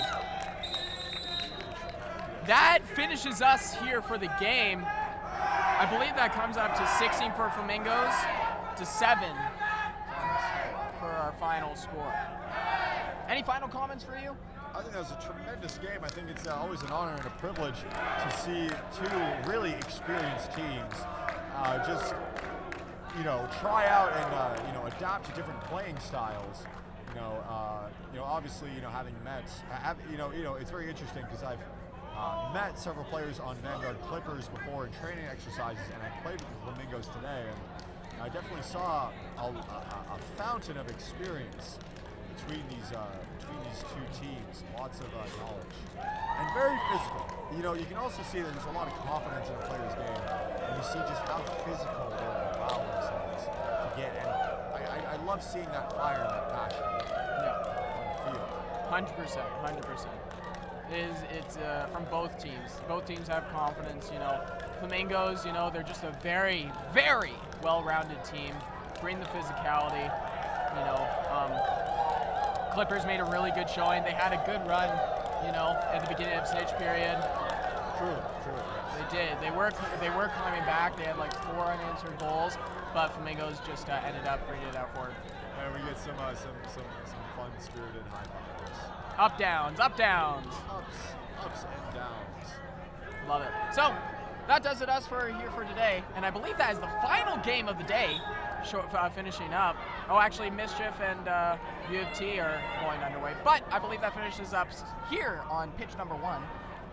My name's Aaron. My name is Ryan. It has been an absolute pleasure being your commentators. We will see you tomorrow. Godspeed.